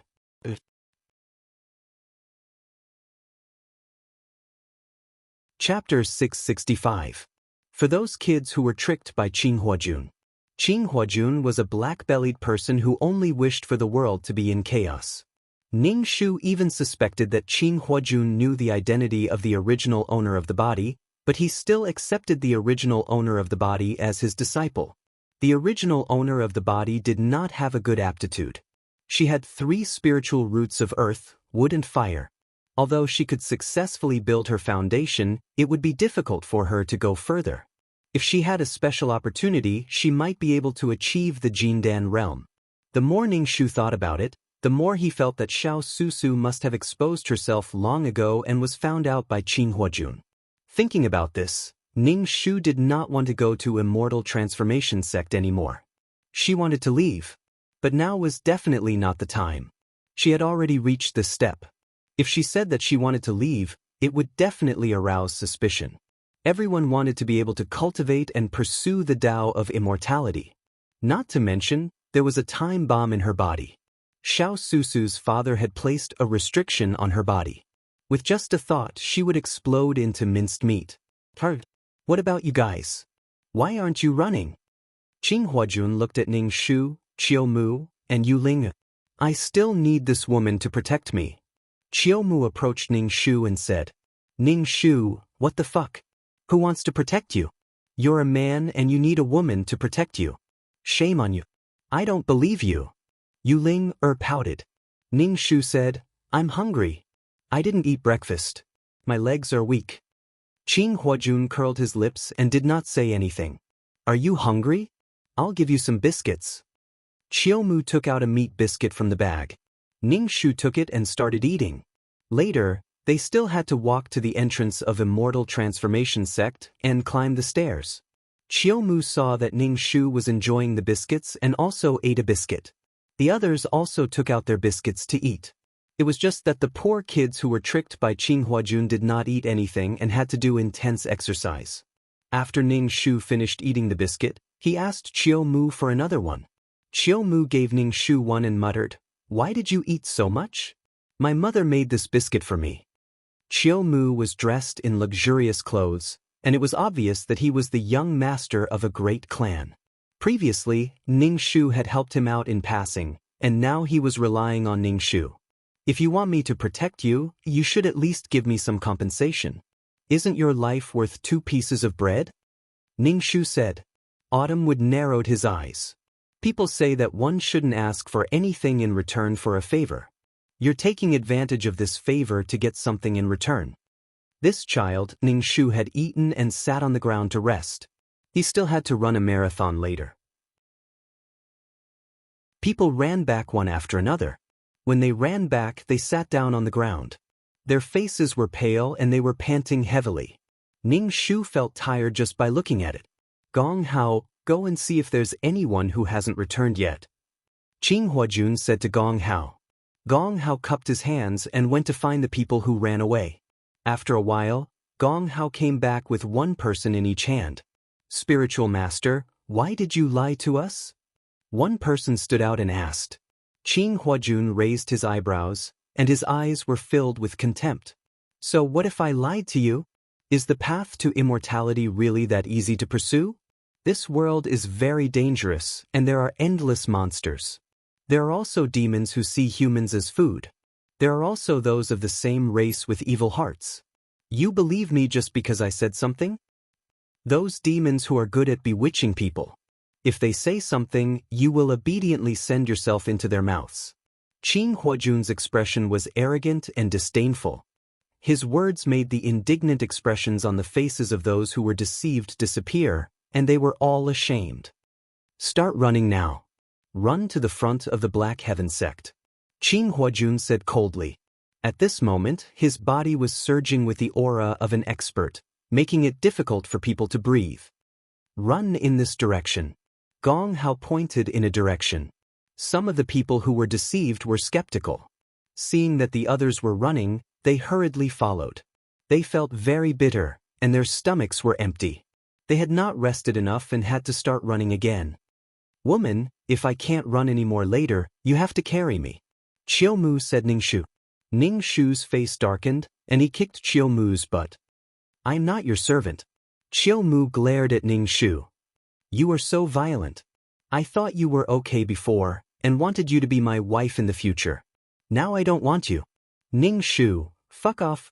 Ning Shu ran slowly at a constant speed, and he was lagging behind. Seeing the people running in front of him, he did not care about the prize. Maybe the prize was Qing Huajun's trick again. He would definitely do something like that. Qiu Mu ran beside Ning Shu, and he was panting. Can you let me lean on you? I'm so tired. Young Master Qiu Mu had never suffered like this before, and he was panting like a cow. Ning Shu ignored him and ran slowly. Qiu Mu and Ning Shu were slowly lagging behind. Qiu Mu was relieved. Luckily you are with me. Ning Shu, Yu Ling, was running at the front. Yu Ling, had already started cultivating, and her body was better than ordinary people. Ning Shu looked at the exhausted Qiu Mu.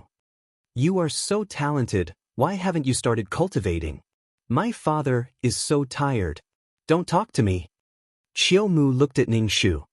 Carry me and I will tell you. I don't want to know. Chiao Mu. After running to the front of the Shantian sect, Ning Shu felt like his legs were filled with lead, and he could not lift them. Chiao Mu knelt on the ground, and then he lay on the ground. He was as soft as a slug, and he crawled to Ning Shu's feet. "Help me." Ning Shu, underneath. Ning Shu grabbed Chiao Mu's collar and pulled him up. Because of the protection of the protective mountain array, the Shantian sect did not appear. In front of them was a vast expanse of white, and they could not see anything. As the protective mountain array opened, the majestic Shantian sect appeared. The 3 words, Shantian sect, were majestic and righteous, and they were like dragons flying in the sky. There was also an endless flight of stairs, and they did not know where the stairs led to. "Start climbing now," Qing Huajun said calmly. Chiao Mu wailed. He was going to die.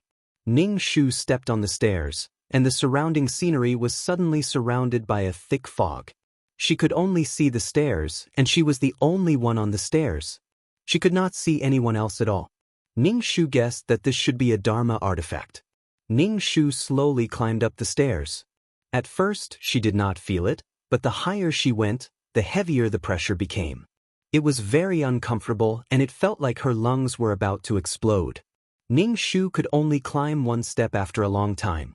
After thinking about it, she sat on the stairs and was too lazy to climb up. Ning Shu did not really want to enter the Shantian sect. Xiao Susu wanted to change her fate, and changing her fate did not necessarily mean that she had to stay in the Shantian sect. Moreover, staying in the Shantian sect was easy to be exposed. It would be better if she was eliminated. Xiao Susu did not ask her to deal with Qing Huajun. She would wait until she completed the mission and Xiao Susu returned. She wanted to become strong enough to change the pain of her bloodline and break free from the shackles of her bloodline. This mission was much simpler. After leaving the immortal transformation sect, she thought of a way to remove the restriction on her body. With the restriction, her life was in the hands of others.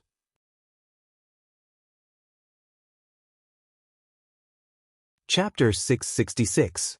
Ning Shu felt a little tired. Since he did not plan to enter the Black Heaven sect, he sat cross-legged on the steps and closed his eyes to rest. The surrounding spirit energy was very dense. Ning Shu resisted the urge to cultivate a peerless martial art until he left the Black Heaven sect. However, he felt refreshed just by smelling the spirit energy. Cultivating a peerless martial art in a world like this would definitely benefit him greatly. Hopefully, he would be able to cultivate the golden coiling dragon energy. Ning Shu could even feel the spirit energy slowly entering his body, forming a spirit energy mist in his dantian. Ning Shu was a little shocked. He did not cultivate at all, but the spirit energy was entering his body. He was so scared. He had never encountered such a situation before. Could this body be so talented that it could absorb spirit energy at any time? What a joke! If Xiao Susu had this kind of talent, she would not have fallen to the point of being used by others. Ning Shu stood up. The spirit energy was still entering his body. It was very comfortable. However, Ning Shu was horrified. The situation was too strange. After waiting for the test to end, the steps disappeared. Ning Shu stood in the square. There were people sitting or lying on the ground around him. They looked exhausted and their faces were pale. Some of them even had blood oozing out of their skin. It was obvious that their bodies could not bear the pressure of climbing the steps. In comparison, Ning Shu found that she was the most comfortable because her body had absorbed the spiritual energy, which made her feel very comfortable. Facing these gazes, Ning Shu immediately sat on the ground and supported his forehead with his hand, pretending to be exhausted.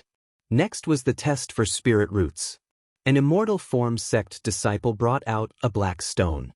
There were patterns on the surface of the black stone, and the material was similar to jade. This should be the tool for testing spirit roots. Line up to test your spirit roots, an immortal form sect disciple said. Li Xen, earth and wood dual spirit roots. Li Yi, water single spirit root. Yu Ling, air, water and earth dual spirit roots. Help me up. I can't get up, Chiao Mu said to Ning Shu. He was very anxious when he saw that everyone else had their spirit roots tested. Ning Shu grabbed Chiao Mu's collar and pulled him up. Autumn wood held the black stone. The black stone turned golden, as pure as gold. Chiyomu. Metal spiritual root. Single spiritual root. The Immortal Forms sect disciple raised his voice. Chiyomu turned around and looked at Ning Shu. I've already said that I have a metal spirit root. Xiao Susu. The disciple called Ning Shu's name. Ning Shu placed his hand on the black stone. There were 3 colors on the black stone: brown, green, and red. Earth, wood, and fire were the 3 spiritual roots. When Chiyomu saw Ning Shu's aptitude, he frowned. Why is your aptitude so bad? Don't worry, I'll protect you from now on. Ning Shu smiled and said, thank you. Everyone's spiritual root attribute would be recorded in the book, and those without spiritual roots would have to go back and forth. After the test, the group of people was brought to the main hall. The hall was filled with powerful cultivators. Now, they were here to select disciples. Qing Huajun was also among them. He held a folding fan in his hand and looked at Yuling Air immediately. The group of people first bowed to the sect master and elders in the hall, then waited to be selected. People with single spiritual roots were very popular, especially Chiyomu, who had a metal spiritual root. Even the head elder, who was in seclusion, was alerted. The head elder relied on his high cultivation and the reason that he wouldn't waste his talent because he also had a metal spiritual root. He snatched Chiyomu away. The head elder took Chiyomu as his disciple and gave him a magic tool as a gift. Everyone was so envious that their eyes turned red. The head elder took Chiyomu away. When Chiyomu passed by Ning Shu, he said, "Wait for me to find you." Ning Shu smiled. This kid was quite cute. Let's go. You're not allowed to wander around before forming your core. The head elder glanced at Ning Shu. He grabbed Chiyomu's head and took him away. Qing Huajun, you're already in the soul formation stage. It's time to take in disciples. The sect master said to Qing Huajun. He started taking in disciples when he was in the golden core stage, but Qing Huajun didn't have a single disciple. Qing Huajun closed his fan and said casually, "Then I'll just randomly pick 2 disciples." Qing Huajun pointed at Ning Shu. "You'll be my head disciple from now on." Everyone else was shocked. The sect master said, "This girl has a triple mixed spiritual root. It's better to pick someone with talent." "It's okay. I'm just randomly picking. Since I randomly picked her, it means that we're fated to be master and disciple." Qing Huajun said casually. Ning Shu, sigh. How did she end up in his hands? The plot was so powerful. He thought he was eliminated. The sect master didn't agree with Qing Huajun's casual choice. This girl only walked 200 steps. Not only is her talent not good, even her willpower is not good. With her talent, she can only be an outer sect disciple. How can she be your head disciple? The sect master frowned. There are other people with good talent here. Qing Huajun said casually, "It's okay. Since I picked her, she'll be the one." Seeing Qing Huajun like this, Ning Shu finally understood how Xiao Susu felt. In the demon race, Xiao Susu was bullied by everyone. Without strength, it would be difficult for her to even survive. No one cared about her. But now a master appeared and insisted on taking her as his disciple. Xiao Susu felt warmth. Even if she was pushed out to be cannon fodder in the end, Xiao Susu didn't have much hatred towards Qing Huajun. Ning Shu half knelt on the ground and called Qing Huajun master. Master looked at Yuling Air. The second disciple will be this girl. Yuling Air's face instantly turned black. She didn't want this slutty fox to be her master at all. She had a feeling that her future life would definitely be a disaster. Yuling Air looked at Qing Huajun. He had a smile on his face, which made him look even more handsome and elegant. Yuling Air didn't dare to say that she didn't want Qing Huajun to be her master in front of so many people. Qing Huajun was a powerful cultivator in the soul formation stage. If that happened, her father would break her legs. Yuling Air knelt down with difficulty and called Qing Huajun master. "Good girl, follow me and cultivate well." Qing Huajun said lightly. Qing Huajun brought Ning Shu and Yuling Air to Qinghua Peak. This peak was Qing Huajun's. The environment was very good. It was like a paradise. Ning Shu's nose twitched. There was so much spirit chi here. And these spirit chi were all squeezing into Ning Shu's body and drilling into Ning Shu's pores. Here it is again. Ning Shu was speechless. She didn't cultivate. Why would the spirit chi automatically drill into her body? Why? Ning Shu didn't know what was going on. He was mentally retarded the whole time. When they arrived at the main hall, Qing Huajun sat down and said to Ning Shu and Yu Ling Er, "From today onwards, you two are disciples of Qing Hua Peak. Cultivate well and don't get eaten by the demons." Qing Huajun looked at Ning Shu and said, "You have the earth, wood, and fire elements. You need to choose your main spiritual root to cultivate. Which spiritual root do you want to cultivate?" Ning Shu looked like he couldn't make up his mind. He said, "Disciple doesn't know what to choose. The earth element has strong defensive abilities. The wood element has strong healing abilities. The attack power of the fire element is also not bad." Qing Huajun explained to Ning Shu like a master.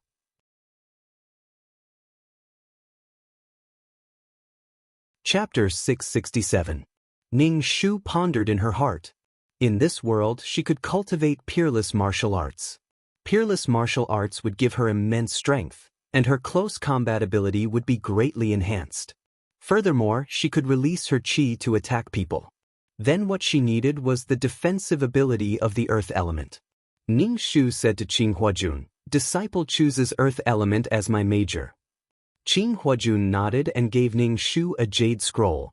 This is the earth element cultivation technique. Ning Shu took the jade scroll. "Thank you, master. You can leave first, the servant will arrange a room for you," Qing Huajun said. Ning Shu bowed and left, leaving only Qing Huajun and Yu Ling Er in the room. Yu Ling Er kept winking at Ning Shu, telling Ning Shu not to leave. She did not want to face this coquettish fox. No, no. Ning Shu was like an idiot, completely unable to see Yu Ling Er's signal and left obediently. The servant brought Ning Shu to the room. The room was very ordinary, and Ning Shu was not picky, as long as she could sleep. After closing the door, Ning Shu sat cross-legged on the bed and started to cultivate the peerless martial arts. As soon as Ning Shu started to cultivate, the surrounding spirit energy crazily rushed into her body. Not long after, streams of qi were formed in her dantian, and then these streams of qi wandered to every corner of her body, invading her cells. Ning Shu clenched her fist, feeling that her body was filled with strength. However, this speed was too fast, so fast that Ning Shu was a bit scared. She knew that in a world with abundant spirit energy, cultivating peerless martial arts would be very powerful. But this was the first time she saw it so fast. Ning Shu repeatedly recalled the plot. Xiao Susu's talent was not good. So abnormal. 2333, "I'm scared, what's going on?" Ning Shu called out to 2333, feeling that something was wrong. Is such a heaven-defying cultivation speed something that a cannon fodder like her should have? She felt that her strength was so great that she could kick the door in half. 2333's voice rang in Ning Shu's mind. "What are you afraid of? The spiritual energy is actively running into my body. When I cultivate, the spiritual energy seems to have gone crazy. What's going on?" Ning Shu asked. 2333 was silent for a while. "Maybe it's just your imagination. Fucking retard, how could an illusion be like this? I'll cultivate again. Just watch." Ning Shu began operating his peerless martial art. Next, spiritual energy surged into Ning Shu's body. The spirit chi above his head formed a funnel-like whirlpool. The spirit chi poured into Ning Shu's body, and the spirit chi water droplets floated in his dantian. The force of the peerless martial art became thicker and thicker, and it lingered in his dantian. Ning Shu stopped his training and asked 2333, "Yes, I saw it. Just the training formation alone is scary." "What happened?" 2333 asked. Ning Shu was speechless. "I'm fucking asking you. Is something wrong?" Ning Shuchao asked 2333. 2333 said, "I'm not sure about the situation right now. Let's take it one step at a time."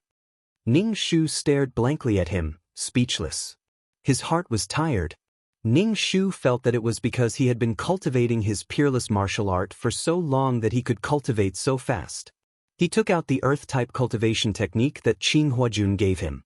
He injected his spiritual energy into the Jade Scroll and started to cultivate according to the instructions in the Jade Scroll. It felt quite difficult. Then, Ning Shu realized that the earth-type spiritual energy in the air was crazily rushing into his body. Soon, he reached the second level of the technique. Ning Shu was speechless. What the fuck is going on? 2333, I think you should check what's going on. Ning Shu said. This situation was too abnormal. He had never encountered such a situation before. I've searched but there's no result. 2333 said. If you're strong then so be it. If you cultivate fast, then hurry up. However, this feeling was too unrealistic.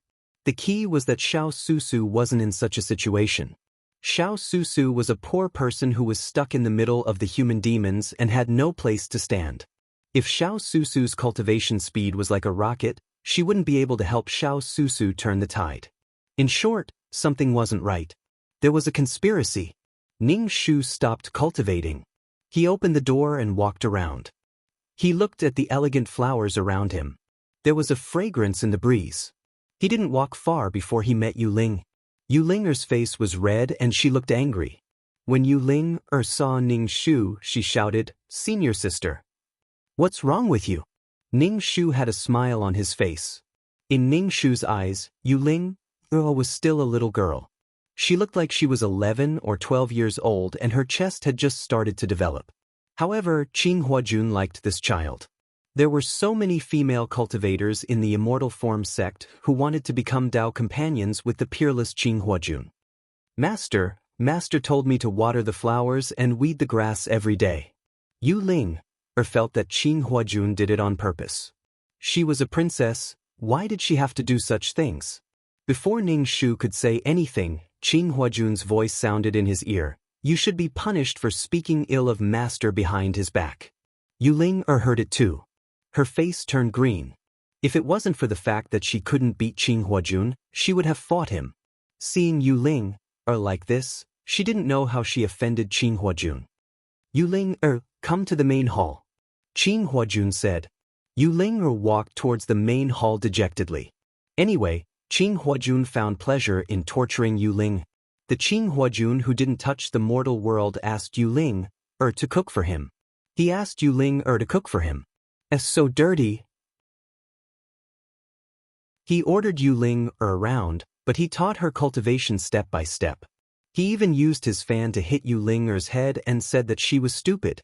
Under the guidance of Qing Huajun, Yu Linger's strength improved very quickly.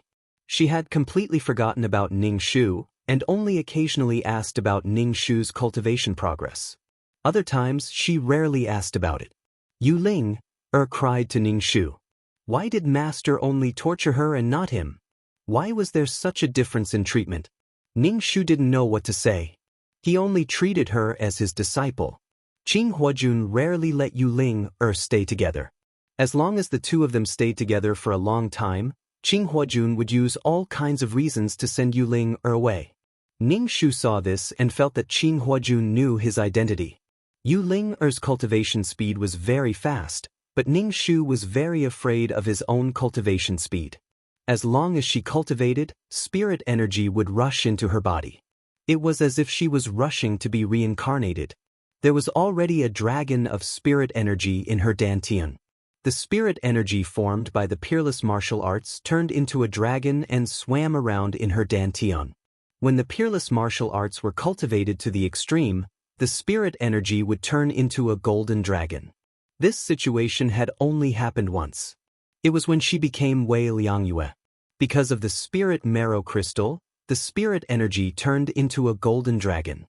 Although she didn't have any spirit energy and didn't turn golden, she was strong enough. She crushed the pebbles into powder. How terrifying! Also, the earth element cultivation technique was cultivated to the 10th level. There were a total of 12 levels. She fucking reached the 10th level in one go. She could feel the ground under her feet moving slightly. The sound of roots digging into the ground was very magical.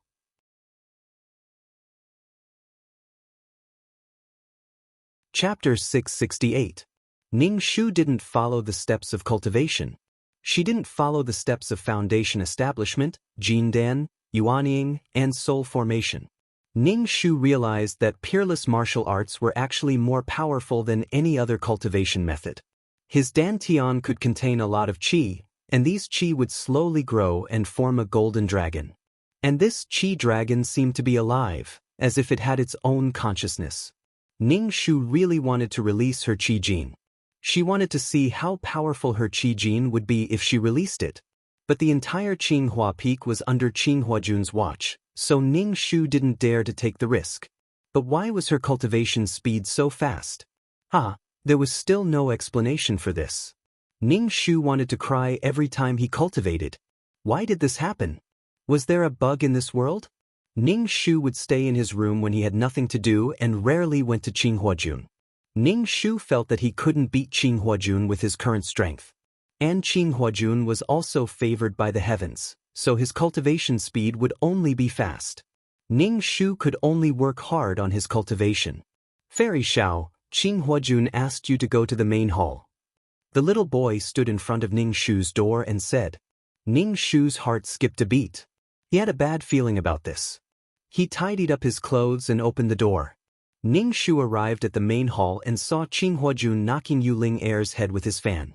Wrong, this is not how you do it. Has your brain been eaten by a pig? Yuling Air was about to break down. My brain has been eaten by you. If you knock my head again, I will really become stupid. Who are you calling a pig? Qinghuajun knocked Yuling Air's head again. Yuling Air was so angry that she wanted to bite him. Qinghuajun saw Ning Shu standing at the door and stopped smiling. Come in. Ning Shu stepped over the door and walked in. Yuling Air bowed to Ning Shu. Senior sister. Ning Shu returned the greeting. Little junior sister. Go and water the flowers. You are not allowed to use any spells. Remember to go to the waterfall to fetch water. Also, you are not allowed to let the child help you. Qinghuajun said to Yuling Air. Yuling Air's face fell. She stomped her feet, turned around, and left like a fluttering butterfly. It's been almost a month since you came to Qinghua Peak. How do you feel? Qinghuajun said as he waved his hand and closed the door. When Ning Shu saw that Qinghuajun had closed the door, he felt even worse. His body tensed up, and he was secretly vigilant. This disciple is slow-witted. My progress is slow, Ning Shu said.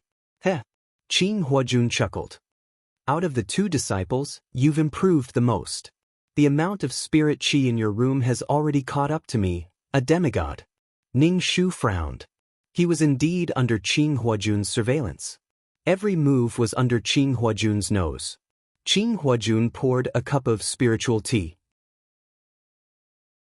His movements were smooth and elegant. He picked up the white porcelain cup and took a sip of tea.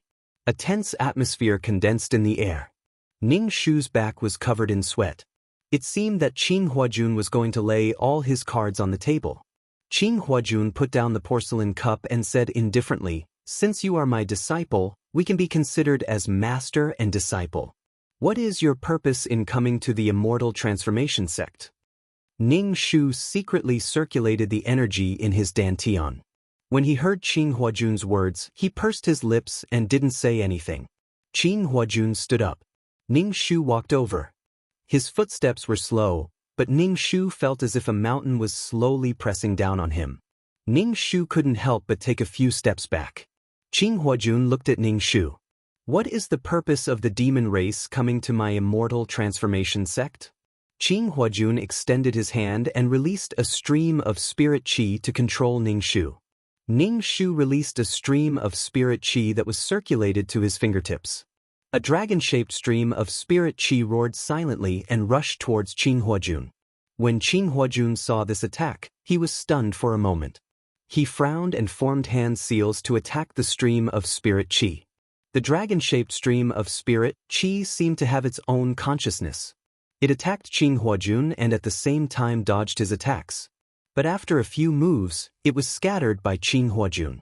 The stream of spirit qi returned to Ning Shu's dantian and slowly formed the shape of a dragon. Ning Shu was dumbfounded.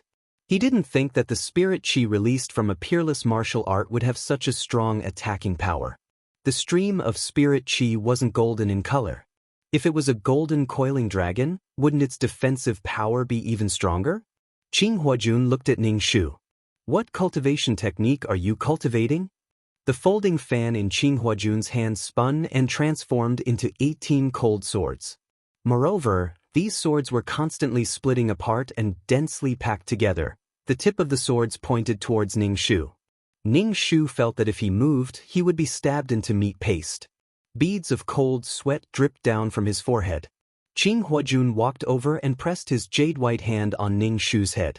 Ning Shu immediately felt a majestic spirit chi attacking his dantian from the top of his head. The dragon-shaped stream of spirit chi in his dantian was resisting this attack. This powerful attack activated the restriction hidden in Ning Shu's dantian. The black magic formation emitted a dense black devil chi. The restriction that should still have some time to activate was activated by Qing Huajun in advance. Ning Shu suddenly felt like his body was being run over by a truck. All the bones in his body were about to break. There were also countless ants crawling in his bones, sucking his marrow. Ning Shu cursed inwardly, and I could see that the pain was almost as painful as a vicious curse. Ning Shu sat on the ground with his legs crossed. His body was emitting devil chi and he was in so much pain that his body was trembling. Qing Huajun sat down and picked up a porcelain cup to drink tea. He watched coldly from the side. Not only did Ning Shu have to endure the pain of the restriction, there were also so many swords pointing at him. The restriction would activate for about an hour. When Ning Shu had endured the pain of the restriction, his whole body was in so much pain that his whole body was trembling. The spirit chi in his dantian flowed to every corner of his body, repairing his body that was damaged by the restriction. The black restriction in his dantian slowly disappeared and hid. Ning Shu stood up. The swords in the air immediately moved closer to Ning Shu, as if they wanted to stab him. I know that you are the child of a human and a devil. Although you have the blood of the human race, you also have the blood of the devil race. There is no way for the human race to accept you. You can go back to where you came from. This can also be considered as ending our relationship as master and disciple. Qing Huajun put down the porcelain cup.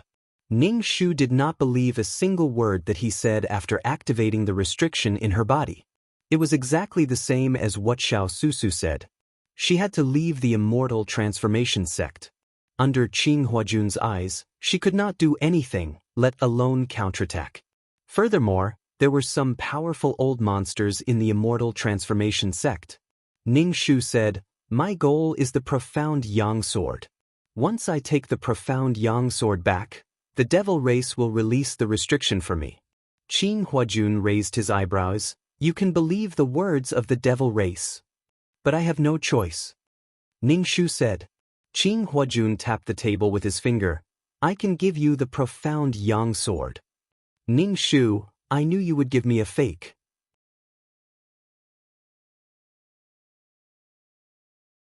Chapter 669. You triggered the restriction in her dantian, causing her so much pain that she wanted to die. Now you want to give me the profound Yang sword? Ning Shu had a doubtful expression. "Master, will you really give the divine weapon to your disciple?" "That's a divine weapon. How can you give it away just like that? We're not that close." Qing Huajun glanced at Ning Shu. "The profound Yang sword I gave you is obviously not real. The profound Yang sword is the immortal form sect's divine weapon. It's impossible for me to give it to you. But the profound Yang sword I gave you is almost the same as the real one. It should be enough for you to deal with the demons." Ning Shu's face couldn't help but tremble. She was speechless. Should she thank Qing Huajun? Once you get the profound Yang sword, leave the immortal form sect. The human race can't tolerate the demons. Qing Huajun stretched out his hand. The swords in the air turned into a fan and flew into Qing Huajun's hand. "You have the blood of the human race in your body. We are master and disciple. I won't kill you. I'll give you the fake profound Yang sword to deal with the demons. From now on, don't appear in the immortal form sect." Qing Huajun said indifferently. Ning Shu really wanted to slap his bare face. He clearly wanted her to take the profound Yang sword to deal with the demons. Yet, he said to let her go and even said that they were master and disciple. Ning Shu couldn't help but thank Qin Huajun. Thank you, master. This was sullen. Get out. Qin Huajun didn't look at Ning Shu. He waved his hand and the door opened. Ning Shu's body floated out of the hall. The moment she went out, her body was covered in cold sweat. The wind blew on her body and it was a little cold. Ning Shu shivered. Ning Shu went to her room and saw Yu Ling, holding a bucket and a ladle to water the flowers. Yu Ling, saw Ning Shu's pale face and quickly asked, "Senior sister, did master scold you?" "No, we just had a fight." "Senior sister, just listen to master's words. Don't take them to heart. He is not a decent person. He likes to torture his disciples." Yu Ling, comforted Ning Shu. Ning Shu's entire body felt weak. Every 2 steps he took, he could feel his bones cracking. He knew that it would hurt when the restrictive spell activated, but he did not expect it to be this painful. He decided to give Yu Ling, a perfunctory reply before returning to his room. Ning Shu opened his mouth and heard Qin Huajun's voice. "Yu Ling, have you finished watering the flowers?" Yu Ling's face turned ugly. She stomped her feet, picked up the bucket, and said to Ning Shu, "Senior sister, I'm going to water the flowers." "Talk too much. If you delay any longer, even the tree will be watered." Qin Huajun transmitted his voice. Yu Ling, immediately picked up the bucket and began watering the flowers. Ning Shu returned to his room and sat cross-legged on his bed. He began to cultivate. As the spiritual energy flowed into his body, he felt much more comfortable. Ning Shu did not know when Qin Huajun would chase him away. Qin Huajun did not treat Ning Shu as his disciple. In the past, he would ask about Ning Shu's cultivation progress. Now, he ignored Ning Shu. Ning Shu guessed that Qin Huajun was rushing to make the mystic Yang sword. When the mystic Yang sword was completed, he would leave the immortal transformation sect. Ning Shu did not care. He shut himself in his room and cultivated. The spiritual energy in the Qinghua Peak was very dense. There should be a spiritual energy gathering array.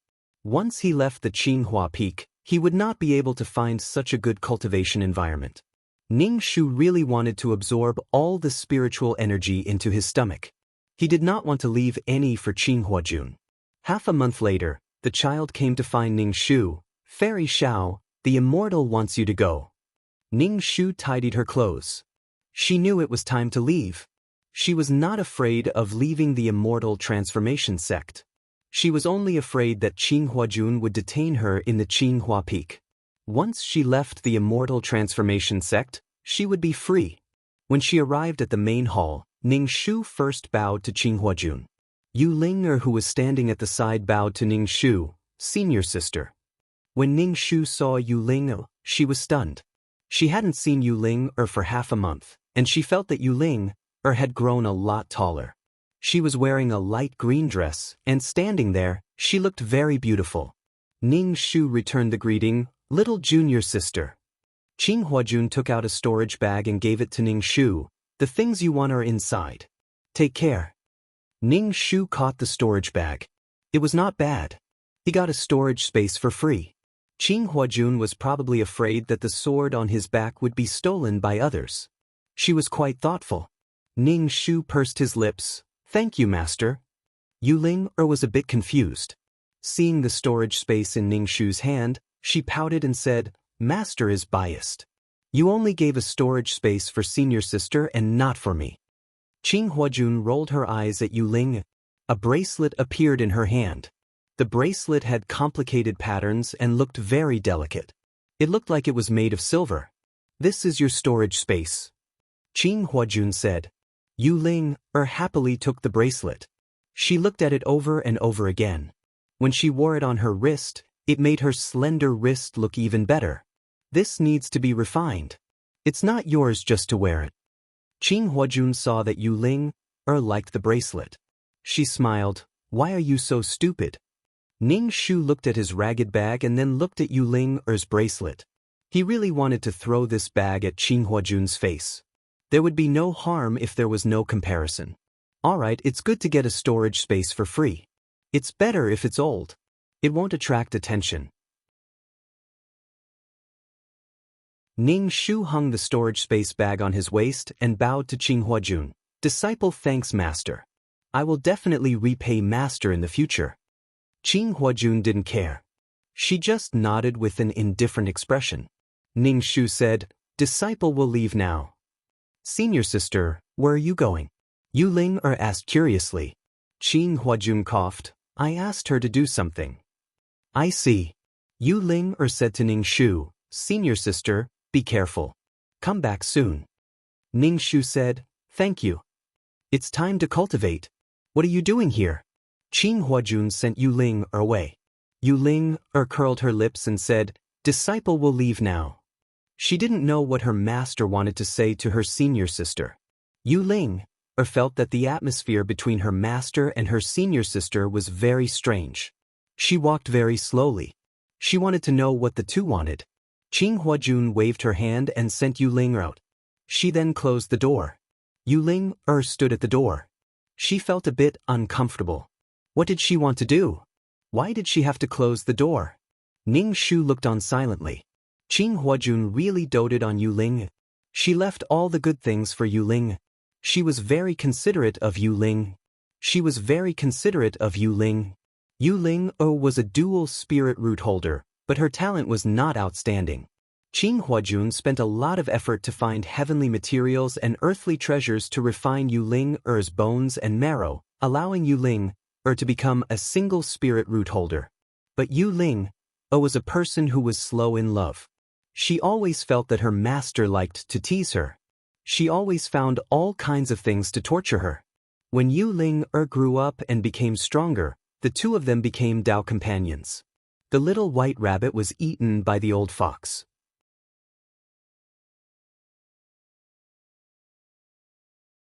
Chapter 670. Who placed this restriction on you? Qing Huajun asked Ning Shu. It was my father. Ning Shu said. Give the fake profound yang sword to a higher level demon and let him remove the restriction on you. Then leave the demon race. If you stay with the demon race, you will be devoured sooner or later. Qing Huajun said calmly. Not only did the demon race need to devour the essence of humans, but they would also devour their own race to strengthen themselves.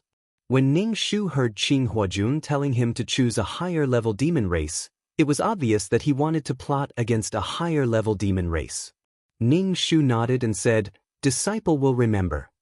Qing Huajun waved his hand indifferently, Go, don't come back. Ning Shu bowed, Disciple will take his leave. Qing Huajun called out to Ning Shu. Ning Shu's heart skipped a beat. He didn't want anything else to happen. He forced himself to calm down and asked Qing Huajun, Master, is there anything else? Can disciple stay? Qing Huajun's expression cracked. You have demonic energy in your body. How can you stay in the immortal transformation sect? Let me ask you, what cultivation method do you cultivate? Damn, he wants my peerless martial art. Ning Shu said, Disciple cultivates the earth element cultivation method Master gave me. Qing Huajun sneered. Do you think I don't know what an earth element cultivation method looks like? Ning Shu pursed his lips and knelt down to Qing Huajun. Disciple cultivates the demon race cultivation method. As long as Master is willing to let disciple stay, disciple is willing to give up the cultivation method. Qing Huajun's expression was indifferent. It was impossible to tell what he was thinking. He waved his hand, Go. Ning Shu's face was filled with disappointment. He climbed up from the ground and left the hall, Qing Huajun, and the immortal transformation sect. Ning Shu raised her middle finger in the direction of Qinghua Peak. Once I'm strong enough, I'll definitely come back to beat you up. I'll press my hand on your head and unscrupulously charge my qi into your danton to take a look. However, after leaving the immortal form sect, Ning Shu suddenly didn't know where to go. Naturally, she couldn't return to the demon race. Her current strength was far inferior to that cheap demon father of hers. Xiao Susu's father was a demon general, which was equivalent to the soul formation stage of the human race, which was the same level as Qing Huajun. Right now, she couldn't even defeat Qing Huajun, let alone her devil father. Moreover, the devil race's cultivation method was sinister and treacherous, making it hard for people to guard against. She also couldn't go to a crowded town. Soon, her restriction would activate again. If she went to a crowded place, she would definitely be discovered. She couldn't guarantee that she wouldn't be discovered by other cultivators. If she was discovered, there would be no less trouble. They would definitely chase after her and shout to kill her. At this moment, Ning Shu truly felt that there was no place for him in this vast world. Forget it, I'll just go to a place with fewer people. Moreover, the further away from the immortal form sect, the better. Ning Shu planned to fight for territory with the demonic beasts and slowly cultivate. Ning Shu went to the mystic spiritual mountain range, which was known as one of the 5 great danger zones. It was an endless forest with all kinds of demonic beasts resting in it. Although it was dangerous, it was favored by cultivators. There were many demonic beasts here. If they needed to concoct pills or craft magic tools, they would come here to find materials. Ning Shu found the direction and ran quickly towards the mystic spiritual mountain range. Meanwhile, in the main hall of Qinghua Peak, Qinghuajun's heart tightened. Cultivators were able to communicate with the heavens and earth. They were able to sense danger and had a bad feeling. Qinghuajun regretted letting them go. He had never seen any devil who practiced this kind of cultivation method. Qinghuajun instantly left the main hall and went out of the immortal form sect. He chased in the direction of the demon race. After flying for a long time, he still didn't see Ning Shu. Qinghuajun felt even worse. He regretted letting him go. With his strength, he wouldn't be able to run very fast. Qinghuajun chased for such a long time. He stood in the air and looked around. In the end, he gave up. She didn't even return to the demon race. Qinghuajun was speechless. He had always been the one tricking others. He didn't expect that he would be tricked one day. He just didn't know if that person would bring the mystic Yang sword back to the demon race. Qinghuajun turned and returned to the immortal form sect. However, he still felt uncomfortable in his heart. Ning Shu ran further and further away from the demon race. She felt that it was safer, so she slowed down. When she was hungry, Ning Shu took out a fasting pill to eat. She cultivated as she walked. Indeed, the spiritual energy outside couldn't be compared to Qinghua Peak. However, when she cultivated, the spiritual energy would gather around her. The effect was not bad. Until now, Ning Shu still didn't know why her cultivation speed was so fast. This made her feel terrified. Everything had a reason. Nothing happened for no reason. Ning Shu tried to let herself fly. However, she couldn't fly in the air. She could only walk on her 2 feet. Occasionally, she would encounter demonic beasts. Ning Shu would directly clench her fists and fight the demonic beasts head-on. Her strength was so great that she could directly kill the demonic beasts. She was barehanded. However, when she was lazy, she would release the coiling dragon energy in her dantian. The coiling dragon's body would start to turn yellow. It would roar and rush out to fight with the demonic beasts. If she encountered a weaker demonic beast, the coiling dragon would directly crush the demonic beast with its claws. Ning Shu was covered in blood. Ning Shu was dumbfounded. This was too powerful. However, the coiling dragon energy couldn't last more than a few moves in front of Qinghuajun. It was obvious that these demonic beasts, who only knew how to cultivate and had low intelligence, were too weak.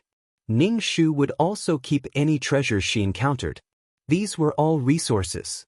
When she passed by a town, she could exchange them for spirit stones. However, Ning Shu felt that she kept on encountering treasures. These treasures were getting more and more precious. Although they were guarded by demonic beasts, she could still kill the demonic beasts and take the treasures into her pocket. Ning Shu's heart was about to break down. She wasn't the main character. Even the bird eggs she picked up were phoenix eggs. She was just cannon fodder. How could she encounter so many treasures? Could it be that she was giving away treasures to others? Until Ning Shu encountered something. She completely cried. A few grains of star sand were placed in the middle of the road. Star sand. Star sand. This was what the silver-haired man needed. Ning Shu estimated that she would have to do a lot of missions to encounter this. However, she didn't expect to encounter it so quickly. Ning Shu suspected that she was dreaming. Ning Shu casually walked towards the star sand and stepped on it with her foot. She looked left and right and wondered if someone had deliberately thrown it away. Ning Shu wiped her tears and picked up the star sand. She told 2333 to keep it. Since she encountered it, there was no need to let it go. 2333, I almost peed myself. What's going on? Ning Shu asked 2333 in her heart. She was really dumbfounded. 2333 was also dumbfounded. Let me check for you. Ning Shu was terrified. What the hell was going on? This was the treatment that only the main character would receive. Xiao Susu was a very pitiful existence. Why was it that when it came to her cultivation was like cheating? It was too unreal. There was no such thing as a free gift in the world. There must be a conspiracy.